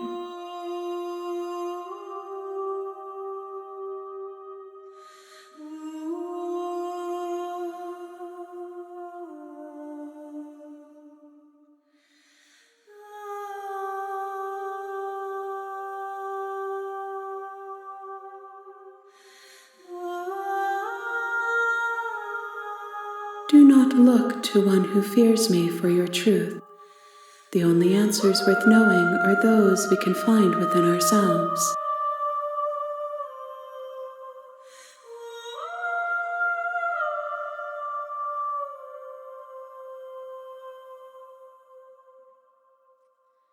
There is a warmth and sadness in me at the thought of people. Fresh tears on a winter's day. They are not like us. They do not last.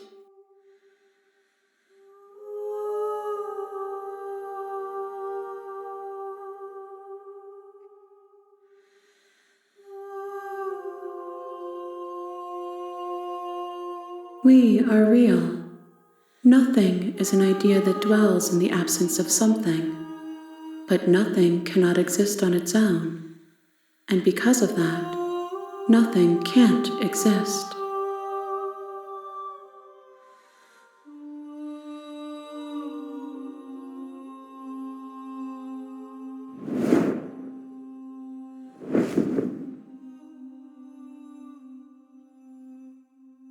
My roots burrow in an ocean beyond your sight. We cannot harm each other as we are now.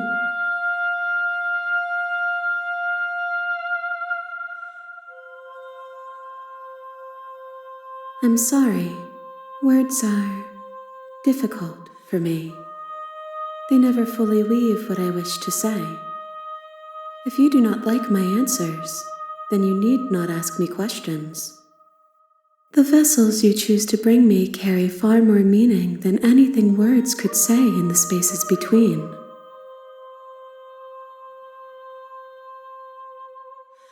One, whatever you bring me next will be enough, and then gravity will pull the others back to me. I will be singular, a final multitude.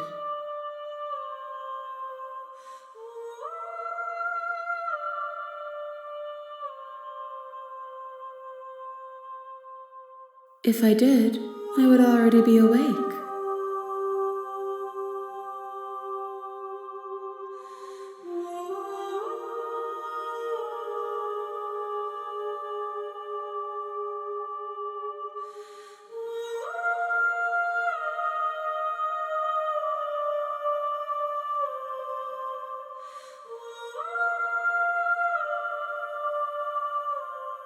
You've already tried waiting, but I understand if you need more time. I'll wait with you.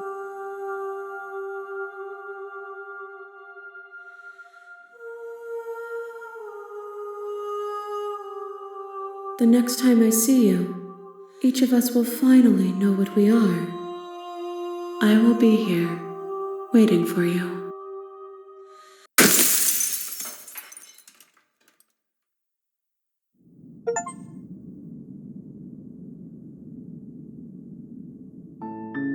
You're on a path in the woods, and at the end of that path is a cabin. And in the basement of that cabin is a princess. You're here to slay her. If you don't, it will be the end of the world.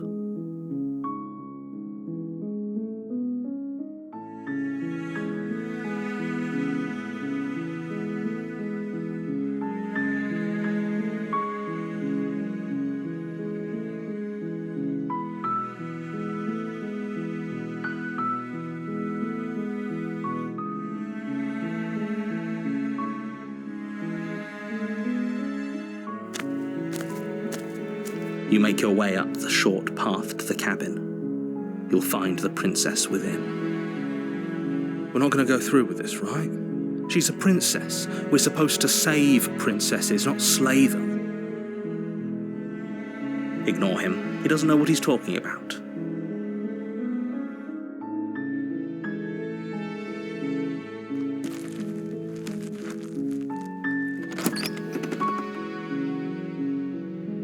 The interior of the cabin is almost entirely bare. The air is stale and musty, and the floor and walls are painted in a fine layer of dust. The only furniture of note is a plain wooden table. Perched on that table is a pristine blade. The blade is your implement. You'll need it if you want to do this right. You take the...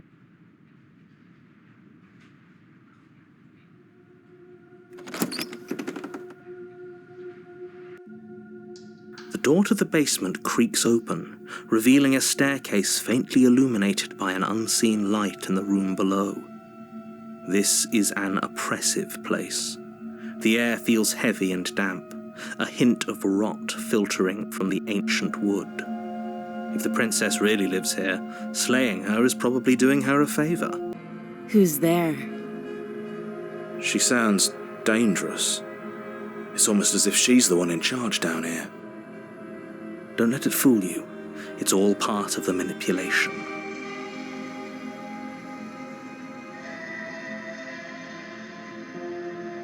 Good. You're still listening to reason. You walk down the stairs and lock eyes with the princess. There's a heavy chain around her wrist, binding her to the far wall of the basement. She's so coldly beautiful. Is she really a threat to the world? Focus on the task at hand. And there you are. Are you here to kill me or something?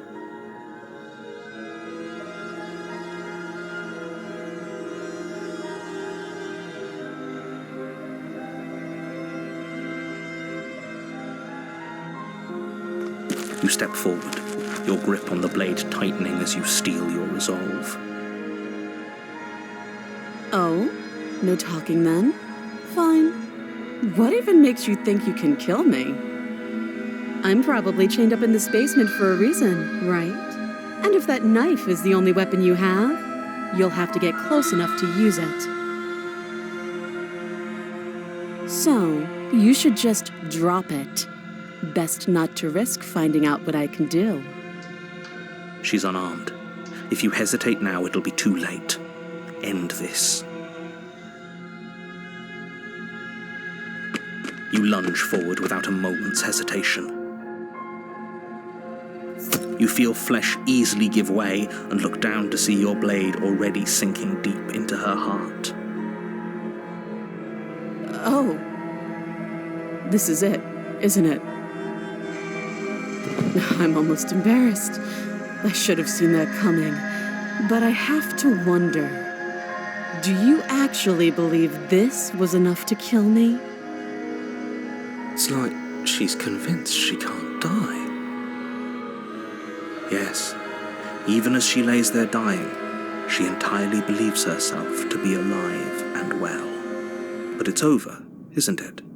She stopped breathing moments ago, that arrogant look still plastered on her face. But is it over? Really over?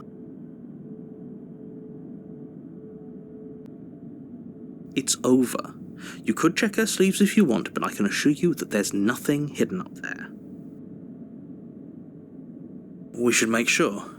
What's the harm in checking for a pulse? I really don't think you should do that. And why shouldn't we?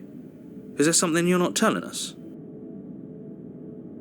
I've told you everything that's happened with complete accuracy. The princess is dead. Your blade pierced her heart. There's no coming back from that.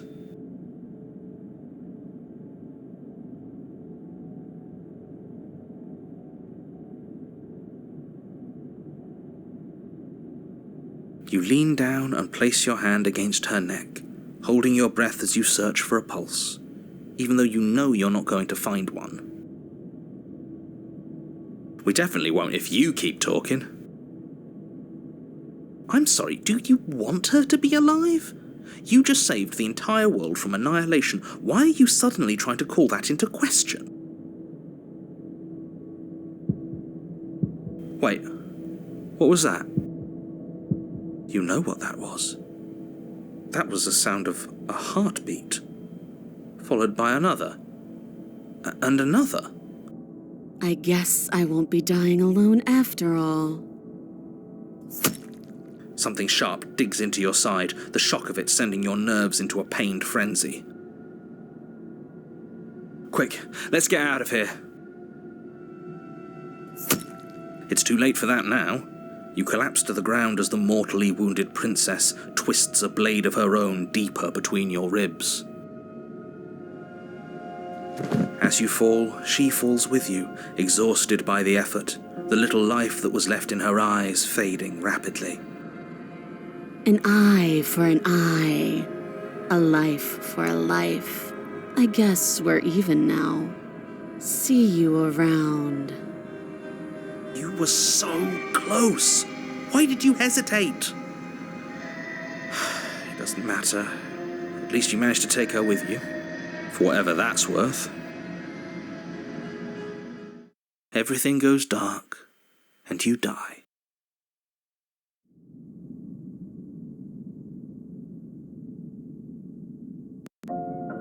You're on a path in the woods, and at the end of that path is a cabin.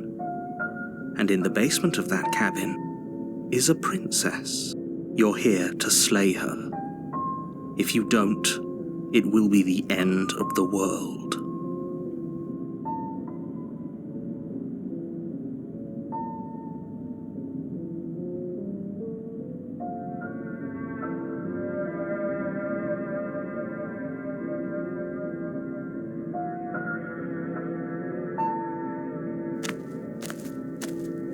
A warning before you go any further. She will lie, she will cheat, and she will do everything in her power to stop you from slaying her. Don't believe a word she says. He couldn't be more on the money, but we're really doing this, aren't we? I'd say you're lost, but I'm stuck here with you. We know what to look out for this time. We know to be careful. Just stay focused and you'll be fine.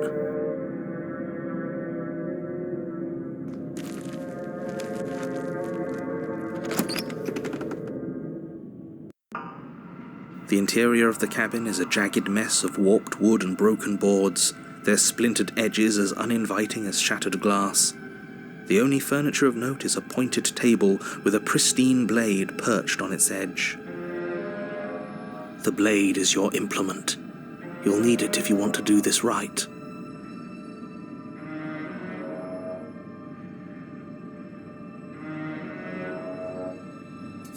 You take the blade from the table. It will be difficult to slay the princess and save the world without a weapon. It feels a bit better to have a weapon in our hands. Let's make her hurt for what she's done to us.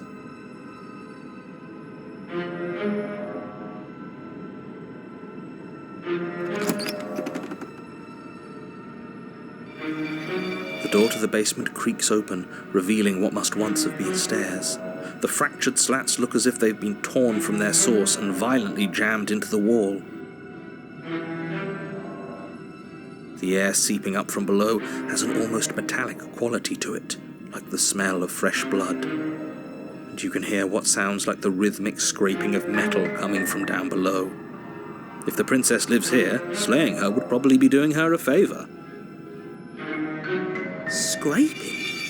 She's not even trying to hide her knife. It's like she wants to get in our head. That sound could be anything. It's probably just her chains dragging across the floor. I am begging you to get out of your head. Her grating voice carries up the stairs. I hope you've come to rescue me. I've been stuck down here forever. There is something so wrong with that voice. Yeah, she thinks she's better than us, like she doesn't even have to put on an act this time. As you descend the final step, the form of the princess comes into view, her sharp eyes following you from across the room. Finally, somebody! Quick, get me out of these chains. We're not safe here. Come on now, we're not falling for that, are we? She's trying to trick us, but she can't hide that threatening edge to her voice. She just wants us to get close, to let our guard down. If she sounds threatening, it's because her mask is already slipping. She knows why you're here. You are armed, after all. What are you waiting for? You are here to rescue me, right?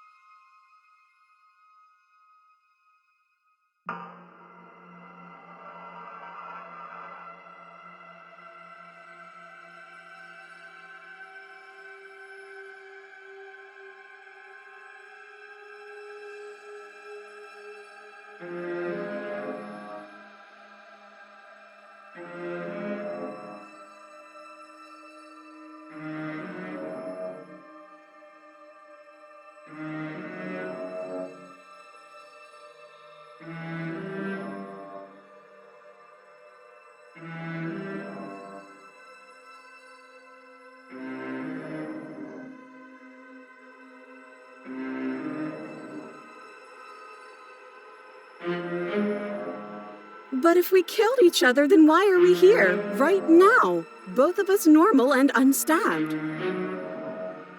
I do have to hand it to her, that's a very good question, and it's one with a simple answer. You haven't slain her yet. So how about you get moving? Last time? What are you talking about? Ugh, it's like the two of you are working together on this. Aren't you listening to her? She's obviously lying through her teeth. I'm terrible at spotting lies, and even I can tell something's up here. We can't be the only ones that looped back to the start. Someone else has to remember, right?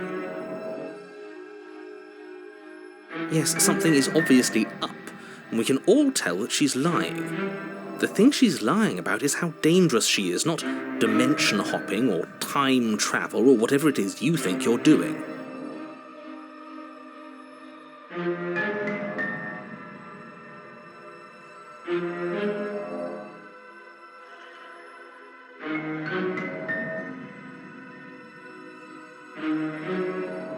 A knife? What are you talking about? I don't have a knife. Where would I keep a knife? And why would I stab you to death? I don't know you. You haven't given me a reason to stab you to death. It would be so silly of me to cut you open and look at your insides. Okay, I could have sworn we didn't mention stabbing anyone to death. Sounds like she's really out for blood. Fortunately for you, she isn't armed.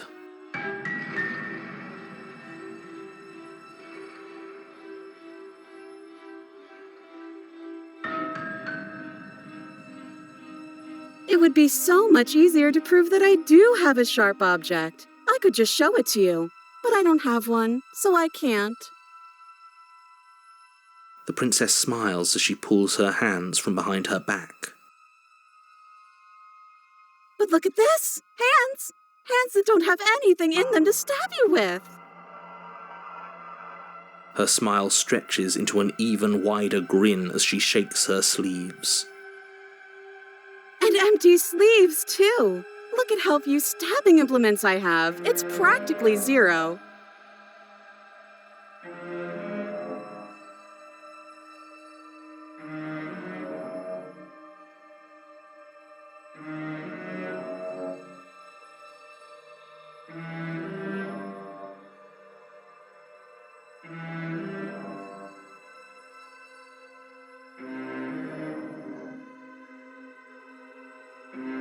I've shown you all of my hiding spots. What kind of princess do you think I am? I would never hide something sharp somewhere secret. Wait, that sounds like I'm lying, but I'm actually not. My secret zones are for me, only they have nothing to do with you or my intention to not stab you to death the second you get close to me. Her smile drops for a moment, her expression sharp and flat. I assure you, there's nothing hidden there. I'm inclined to believe her on that one. She seems serious. Of course, but that doesn't mean that she doesn't have something hidden somewhere. We know for a fact she's armed.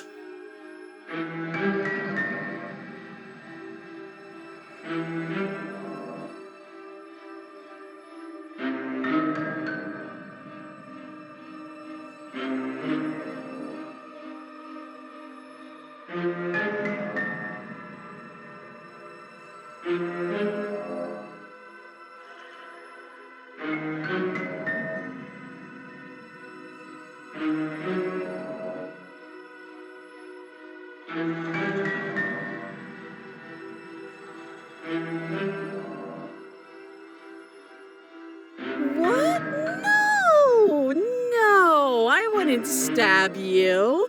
I am just a sweet, innocent princess trapped here for no reason.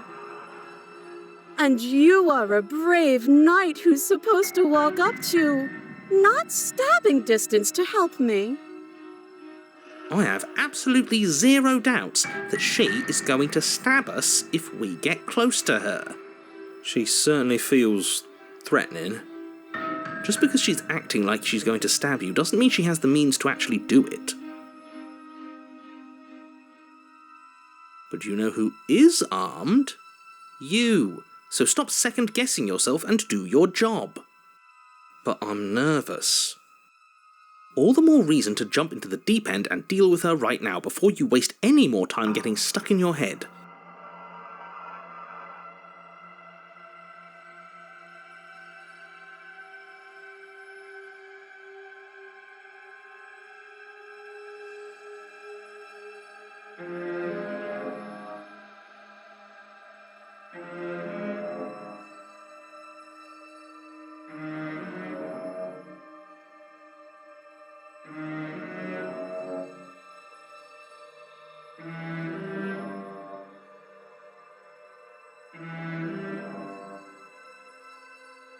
That's so rude of you, passing judgments on strangers you've never met just because they're different from you.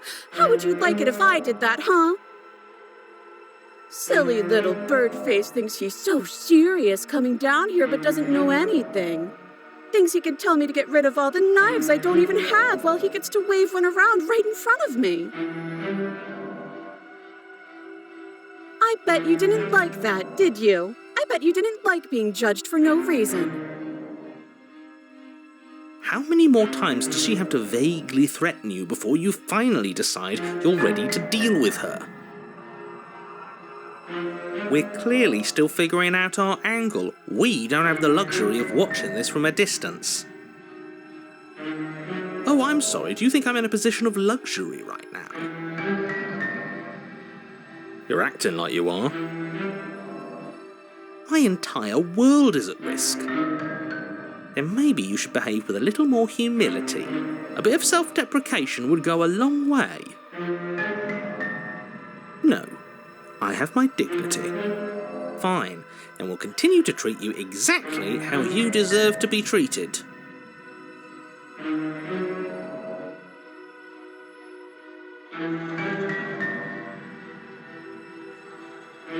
Oh, you don't. Okay, I see.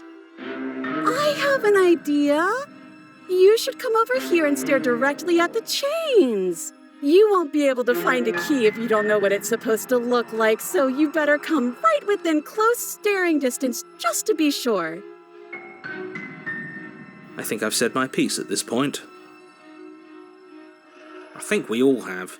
But if you want to keep exhausting your questions, it beats getting stabbed to death.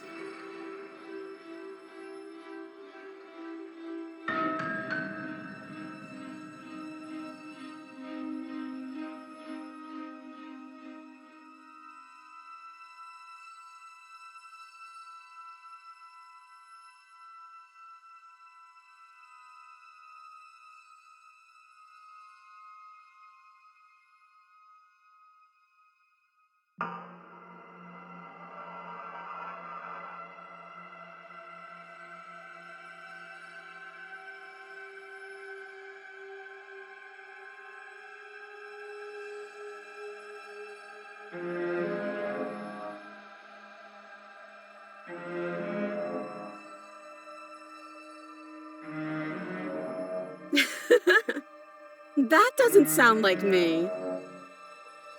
Okay, I'm bored now. She's bored? That's absurd. She doesn't get to be bored.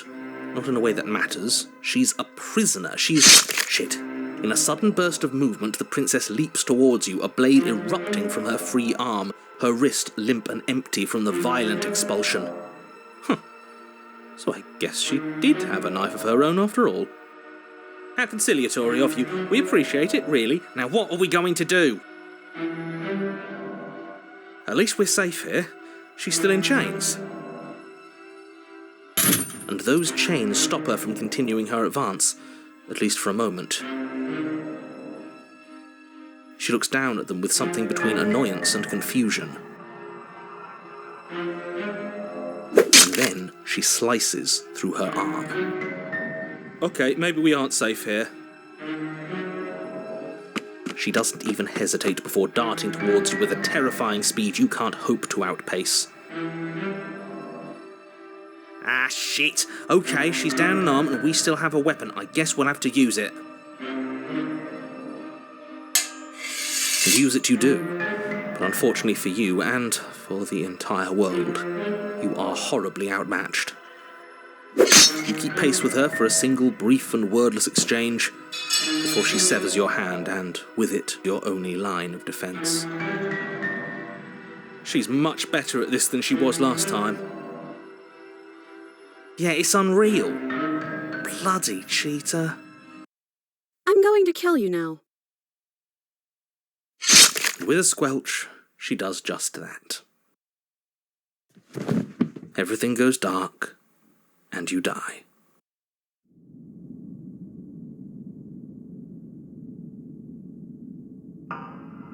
You're on a path in the woods. No, fuck that. If we're going to have to keep doing this over and over and over again, we're not starting in that goddamn woods every time. We're starting in the fucking cabin. What? The interior of the cabin is sharp, a constricting mess of curved and battered sheet metal pushing you towards... Wait, excuse me? What just happened? What did you just do? I feel dizzy. Oh ho ho ho! I guess I took us to the cabin, didn't I?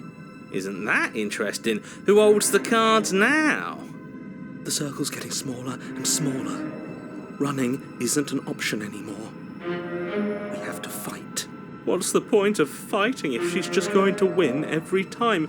It hurts being sliced to pieces. We're better off just sitting up here and doing nothing. Great, so obviously you've already been here. How many times? This is our third?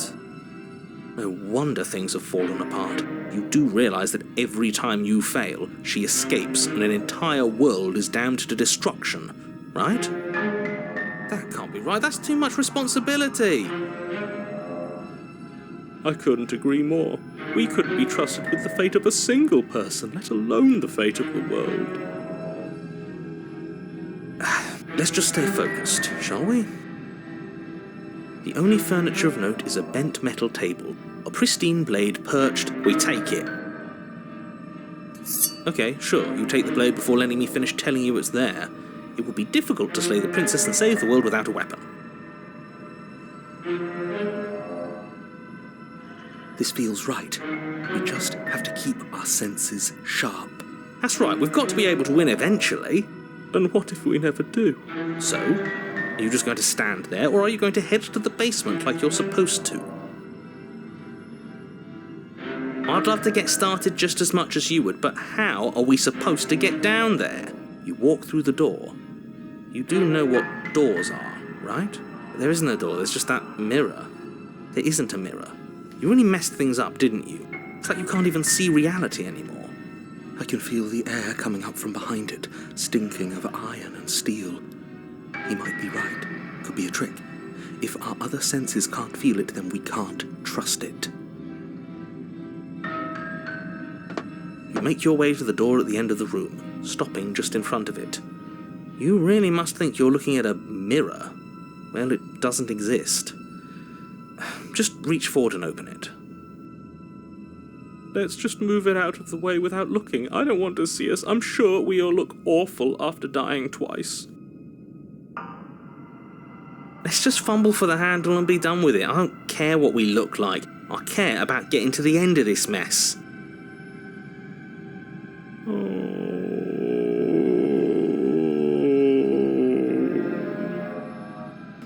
You reach forward and place your hand on the door to the basement. It creaks open. And the mirror's gone. How surprising. It was never there. Just an illusion. Guess it's time for us to see her again. Just stay focused and you'll be fine. You step forward, but you don't get a chance to linger on the basement stairs. They are smooth and flat and metallic, an unintentional and unfortunately slippery ramp that quickly sends you skittering to the bottom. Your body tumbles onto the basement floor and the form of the princess comes into view, standing at a distance. She gives you a wry smile. Hi, it looks like you don't have a way out, so I'm not going to play dumb anymore. But don't worry about how bad you did last time. That's part of the fun. Fun for her, maybe. I didn't like dying all over again. Thinking about dying makes us as good as dead. The only thing that matters is survival. Actually, does survival matter? We've died twice and nothing bad has come of it. We just need to find a way to win once. Nothing bad has come of it yet. Plenty bad has come of it. You've left at least one entire world to ruin. The people there mattered.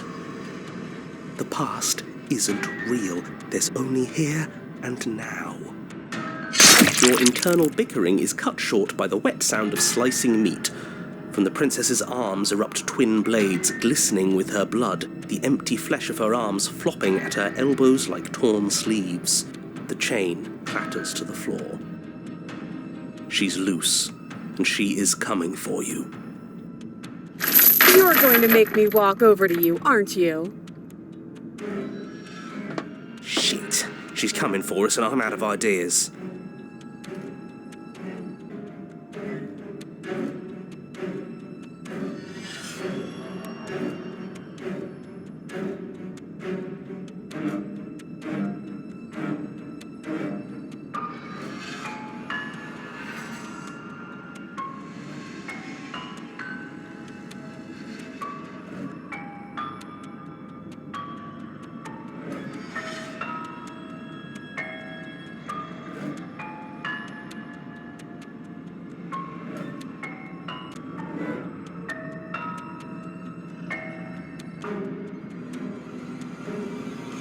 No, that's a terrible idea. We're dead either way. Screw it, we've already died twice. What's a third? A third is a third. It's bad. Who cares? Fine. You raise your blade above your head. Oh, this is new. What are you going to do? Are you really going to stab yourself? Neat. And then you skewer yourself. Ow. Are we still here? Can we not actually off ourselves? Boo! Huh, that didn't do much of anything. We're tougher than I thought. Oh, a new one of us. I thought that only happens when we die. Did we die? Nah, we'd know if we died. Right? You're on a... No, you're in a... Where the hell are you? I think we're dead. And that's all we'll ever be. Dead, dead, dead, dead, dead. Stop saying dead, all of you. We might have died a second ago, but right now we're extremely not dead. This is all horribly wrong. How many times have you been here? This is 4. No wonder everything's such a mess. This wasn't supposed to go past 1. I wonder what you're going to do next. You're so full of ideas, and I love that. But I guess we don't have time to talk about things before the princess advances. Okay, whatever we do gets us another us. Let's see how many we can stack. There's got to be a point where it makes us better than her. As long as we keep moving. Oh, great. So it's going to get even more crowded. Even more deluded voices that think we might stand any kind of chance. Who cares about getting better than her? Let's do something weird. Like, really, really weird. Come on, show me something new.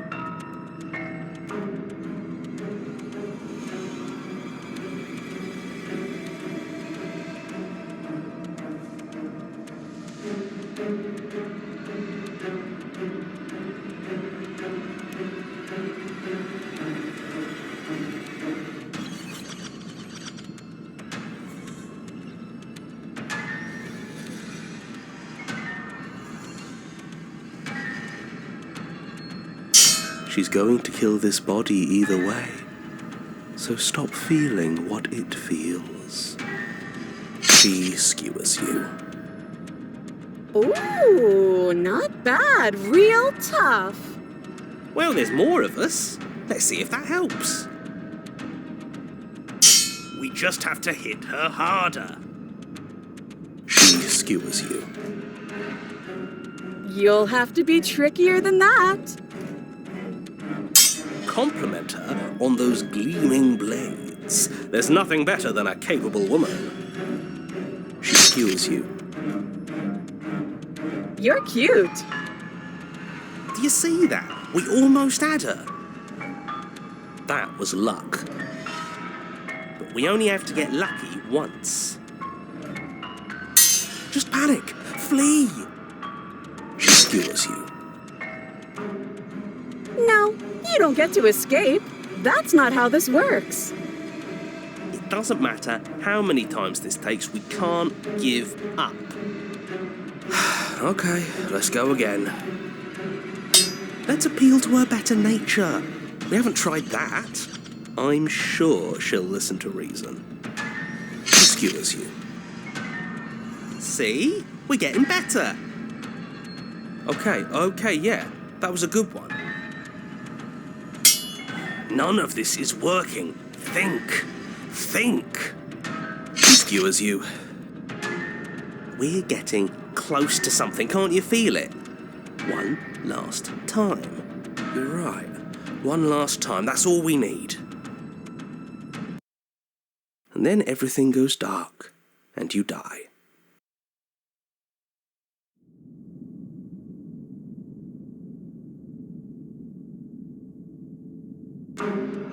Your Honor, don't lose your head. We're in a cabin, and we'll take it from here. Oh, what if we throw it out the window? Over my dead body. That won't be very hard. We've died a lot. But I can't say I mind anymore. Besides, what better way to die so very many times than at the sharp hands of a beautiful woman? I'm sure I can think of a better way to die. They're all the same, really. How about we stop thinking about horrible ways to die? I don't want us to accidentally manifest anything. The only thing we're gonna manifest is finally ending up on top. There are entirely too many of you. How many times have you been here? This isn't good. This is... How about you stick to describing things, and we'll stick to doing them. Yeah, leave it to the pros. We'll notch up that win in no time. Narrator, we heroically stride through the door and towards our destined final encounter with our star-crossed lover. Fine by me. You walk to the door and onto the basement stairs, only it's more of a slide. We know. Fine, I'll just shut up then and speed this whole thing along. Are you sure you don't want me to describe the stairs, or this room, or anything? It feels like I'm hardly a part of this.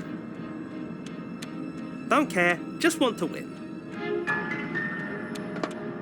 Fine, you make your way to the basement, where the princess awaits you. You know, this last time I killed you, and you didn't pop right back up again? I thought I'd actually done it. I thought I'd cut you into so many pieces you just weren't able to stitch yourself back together. But I guess we're not done. That's okay with me. It's good even. I like that. I got something ready for you while you were gone. Do you want to see it? I'm not going to wait for an answer. I'm just going to show you. It's worth it, though. Just you wait. And not for very long, because I'm going to do it right now.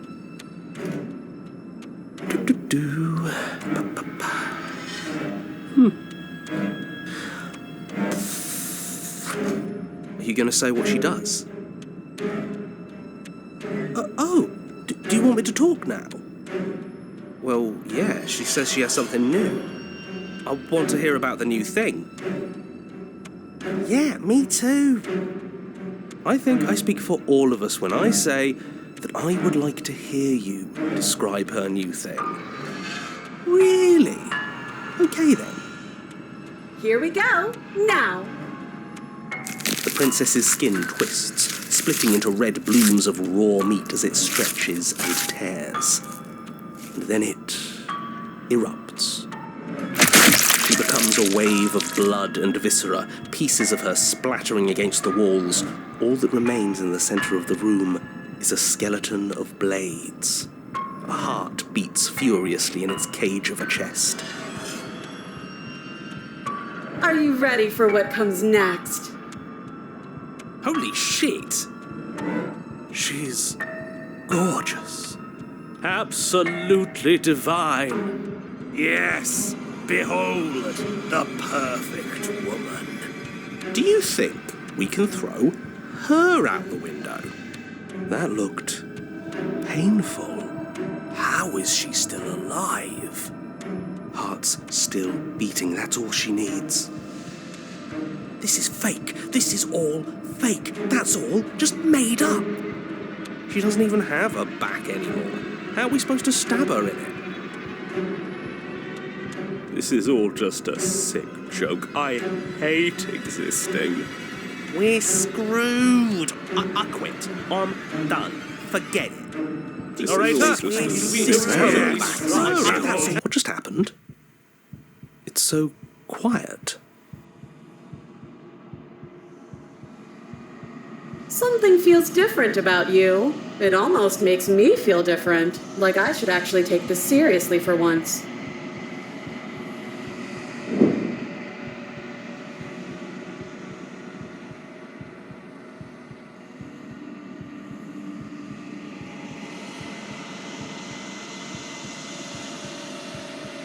You're incredible.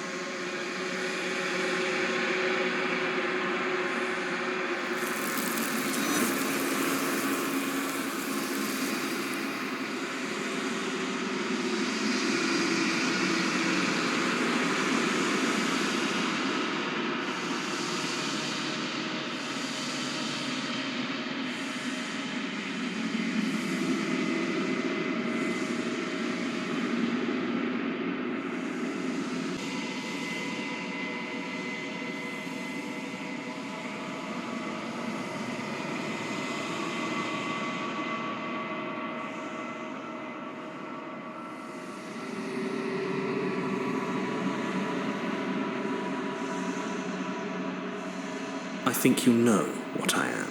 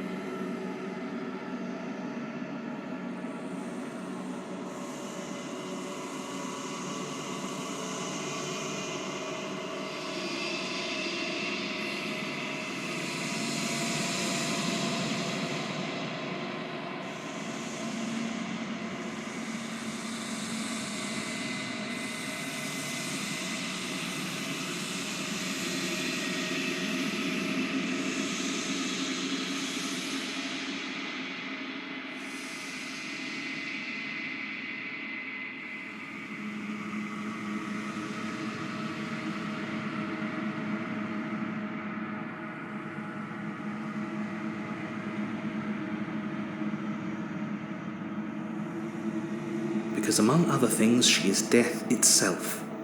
To rid the world of suffering, to save untold trillions from being lost forever to the cosmic wind, she must be destroyed. And despite how far you've fallen, you will still have a chance to fulfill your purpose once I'm gone.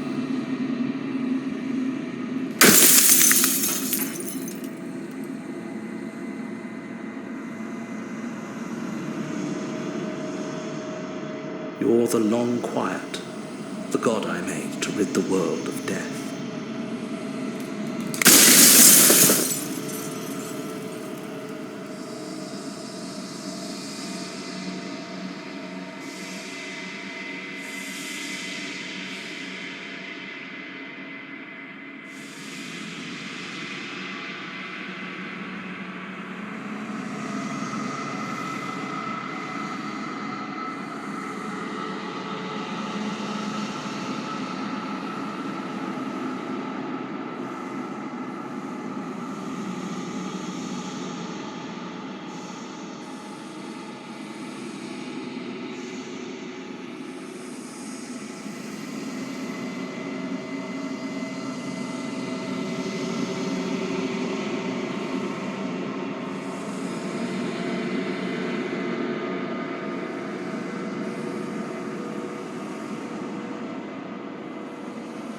If that's your belief, there's nothing I can say to move you.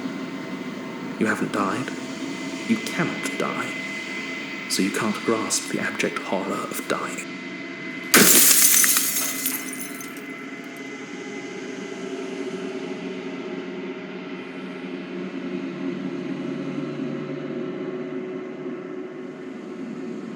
You are you.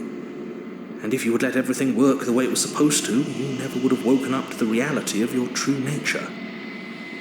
There's no accounting for free will.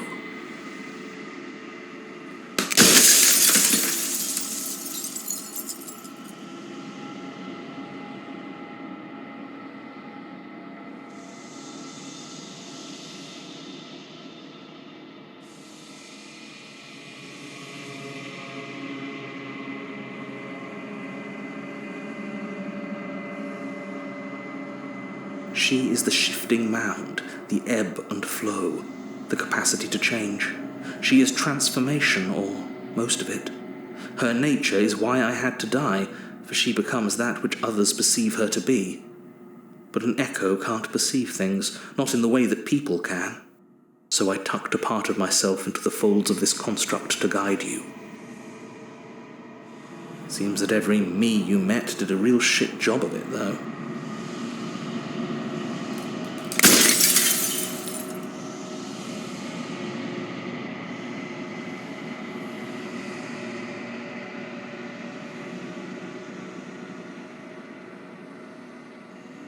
When I broke the cycle, I made sure that the tear was rough. You carry a part of what should be her, and she carries a part of what should be you. Things won't be as they are now, but they won't be nothing either. Besides, anything is better than oblivion. In the end, nobody wants to leave.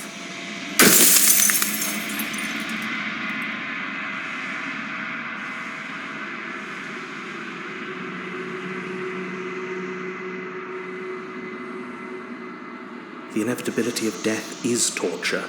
I would gladly put two infinite beings through what you've been through to spare infinite lives from oblivion.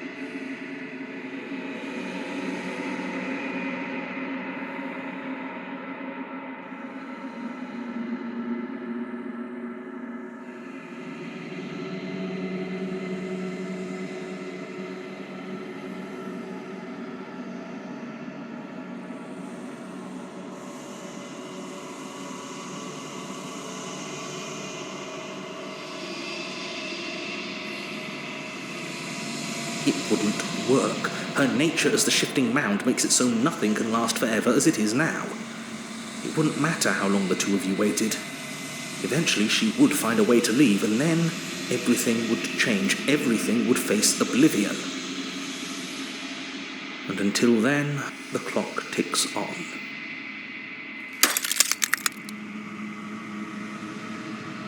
I'm only delusional if I'm wrong. And I'm not wrong. I can't be wrong.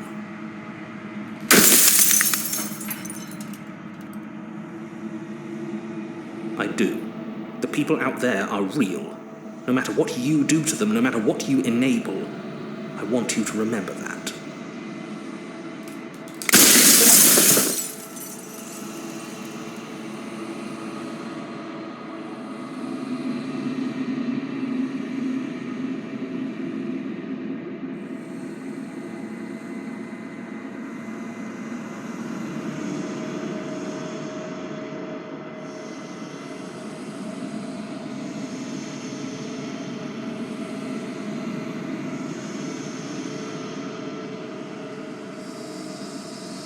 So I am.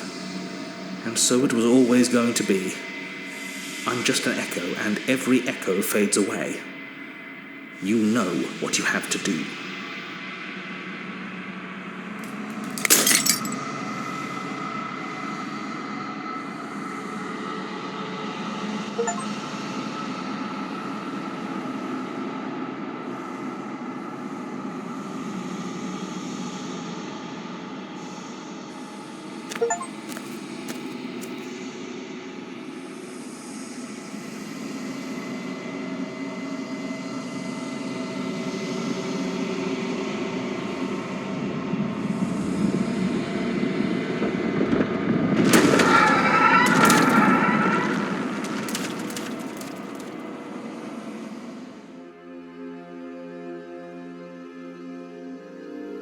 I can finally see you, and you can finally see me. It's been so long, and my heart has ached for this moment. I've missed you dearly.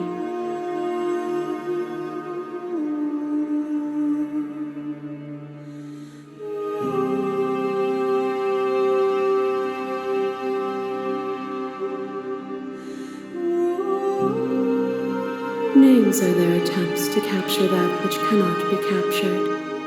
They call me the shifting mound, a pale imitation of what I actually am. Every word you spoke found its way to me.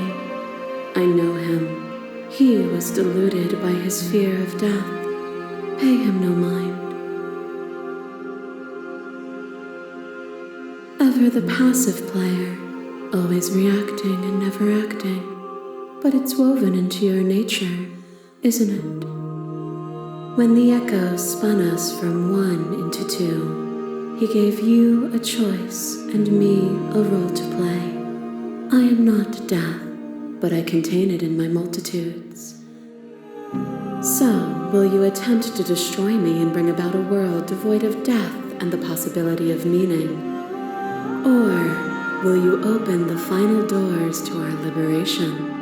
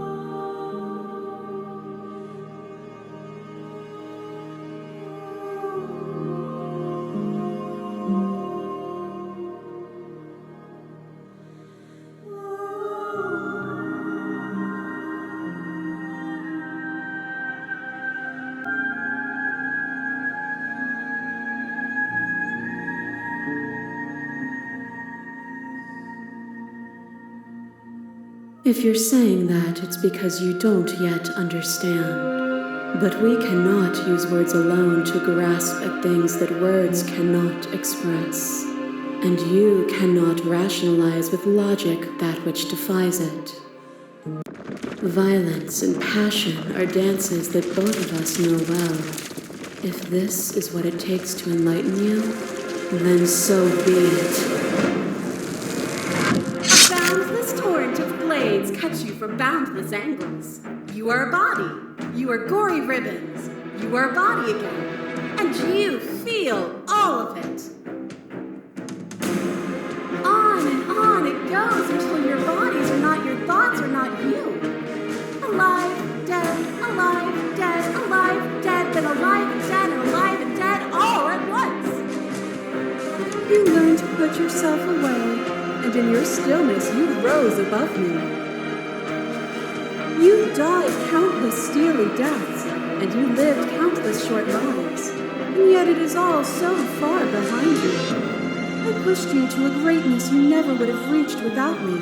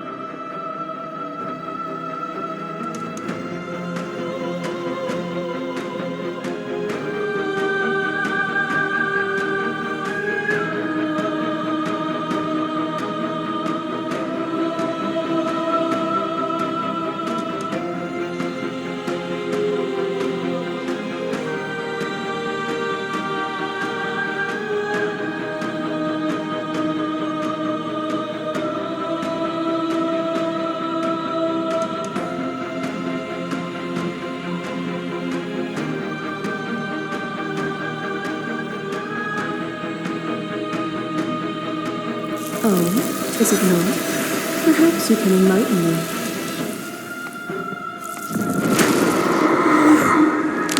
My masses mob you. There is no beginning to them, and there is no end. And there is no There is end. only the flood of There bodies. is only the flood In of every moment you hold bodies. every possible In sensation every at moment once, you and hold then you every hold them all possible again. sensation at once, and then you hold them all again.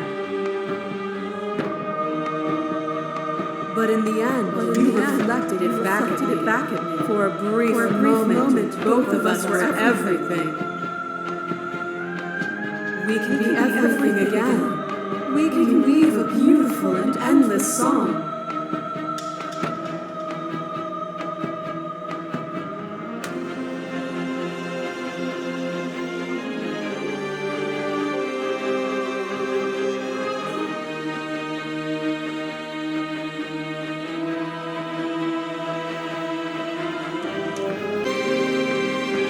You cling to your notion of pain and suffering. There is beauty in ugliness, and love in conflict. I crush you, I bleed you, I grind you to paste. My scars are a memory of what you used to be to me. I want those feelings back. You run and you run far, and the flesh I hurl at you is answered by the empty air of a place I'd never been. Cold and lonely, but also true. I didn't know what to make of my freedom then, but I know what to make of it now.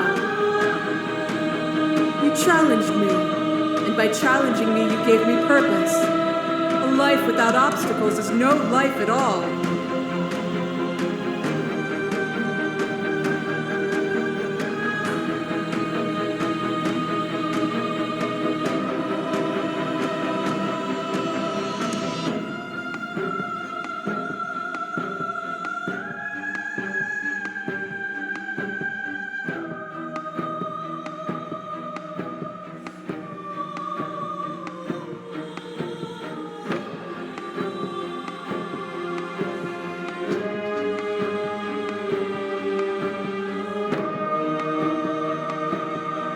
But violence has defined the flow of everything between us.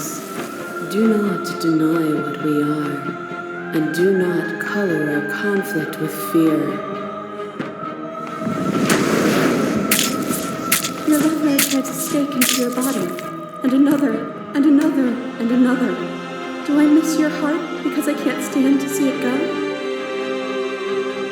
But the stakes meant nothing to you. You had a desire, and you set that desire free.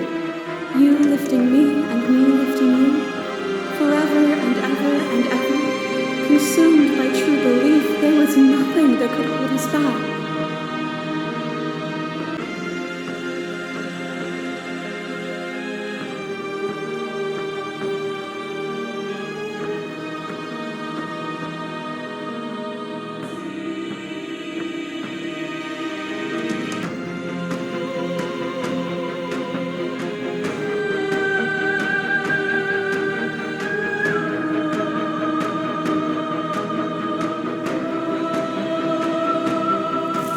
Their suffering is born of their own delusion.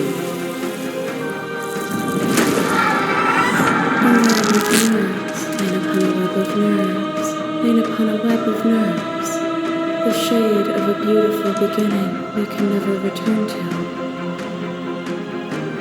You knew me, and I knew you, even more than either of us know each other now, and you chose to pull apart that weave. But you did not choose to end me. We were still one, but we were also separate, and we were free. We were as we are. Will you excise that part of yourself now that you see me from yet another angle?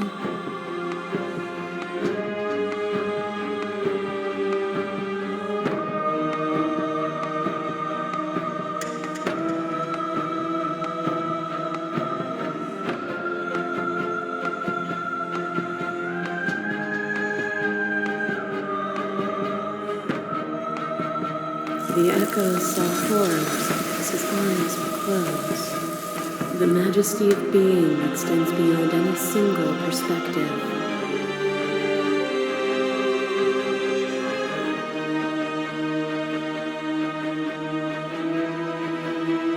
You are unmovable. Is it by the design of our conflict that I cannot win? Or are you just that fervent in how you cling to delusion? Nothing is immutable. Everything that is exists only in relation to everything it isn't. There is no constant. There is no center. Open your eyes and accept what we are. We can leave this prison together.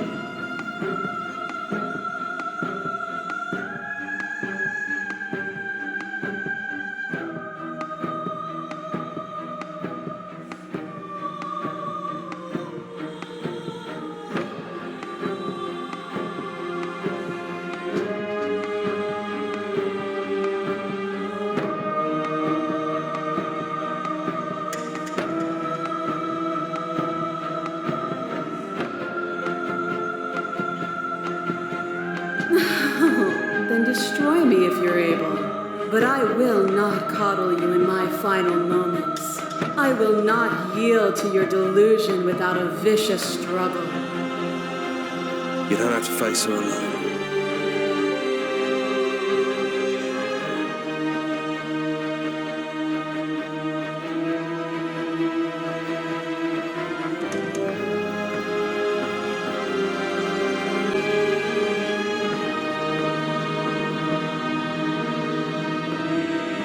Seems like you've been doing all right on your own, but I don't think you can strike a decisive blow from out here.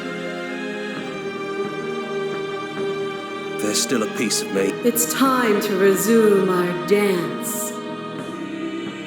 She's relentless, isn't she? Let's make this quick. Are you ready?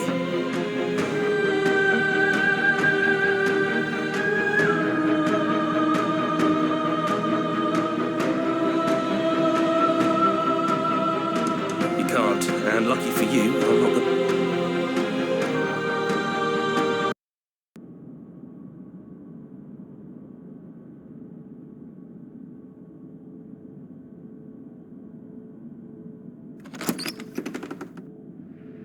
And here we are. I'd say we were back where it all started, but I guess it's a little after that, isn't it? Do you need me to describe things?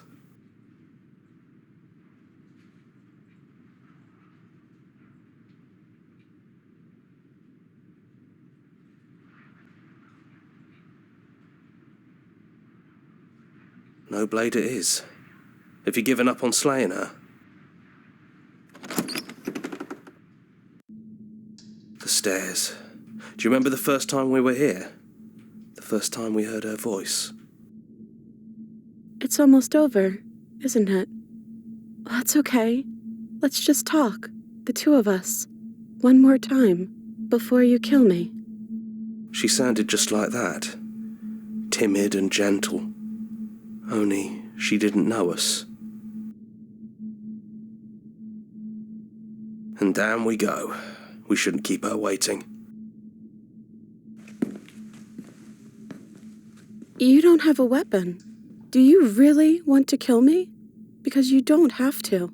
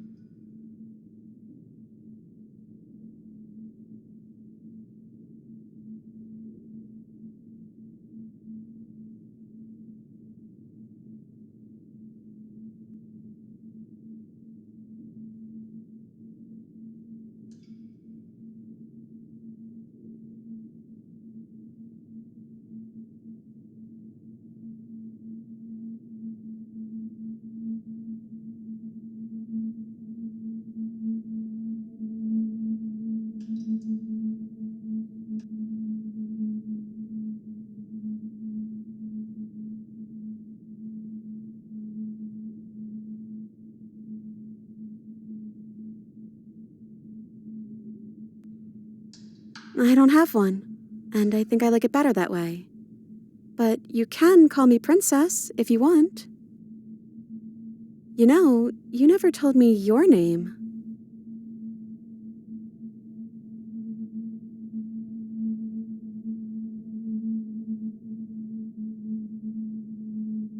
Quiet it is. Not hero? Oh well, quiet will do. That's always been us, hasn't it?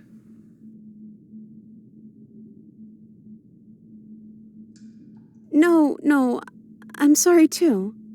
We've done a lot to each other. Like, a lot. But I still like you. And hopefully you still like me. We both let things get a little out of hand. But we don't have to let that stop us from being who we want to be. You know, when she puts it like that...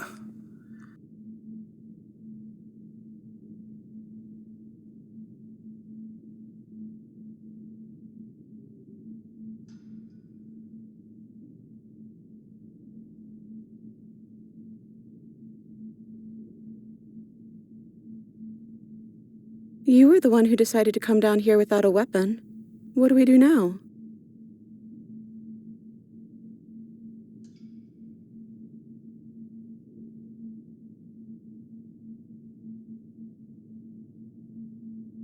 Can we actually do that? What would that even mean? Where would we go?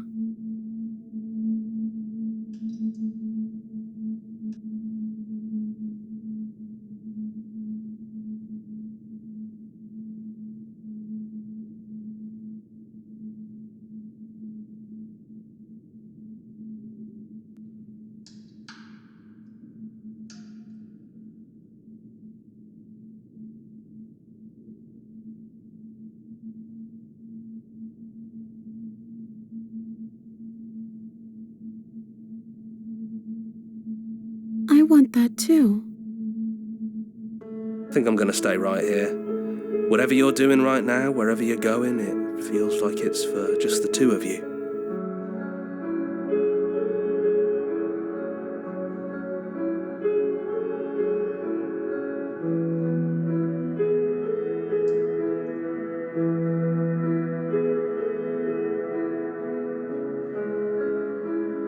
Don't mention it. Thanks for making all the hard choices along the way.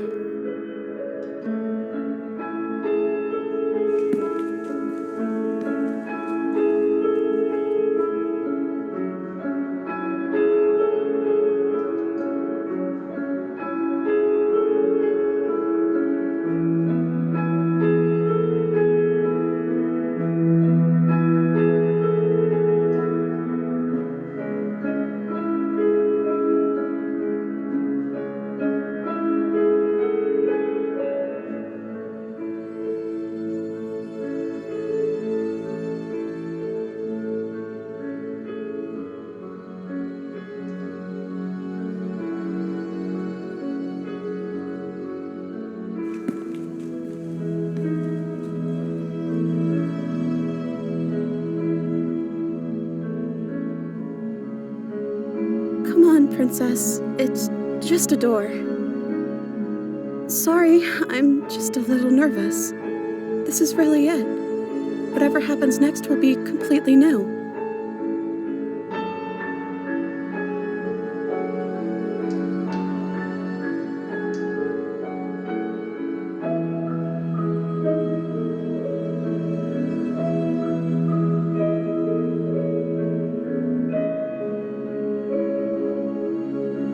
Both of us.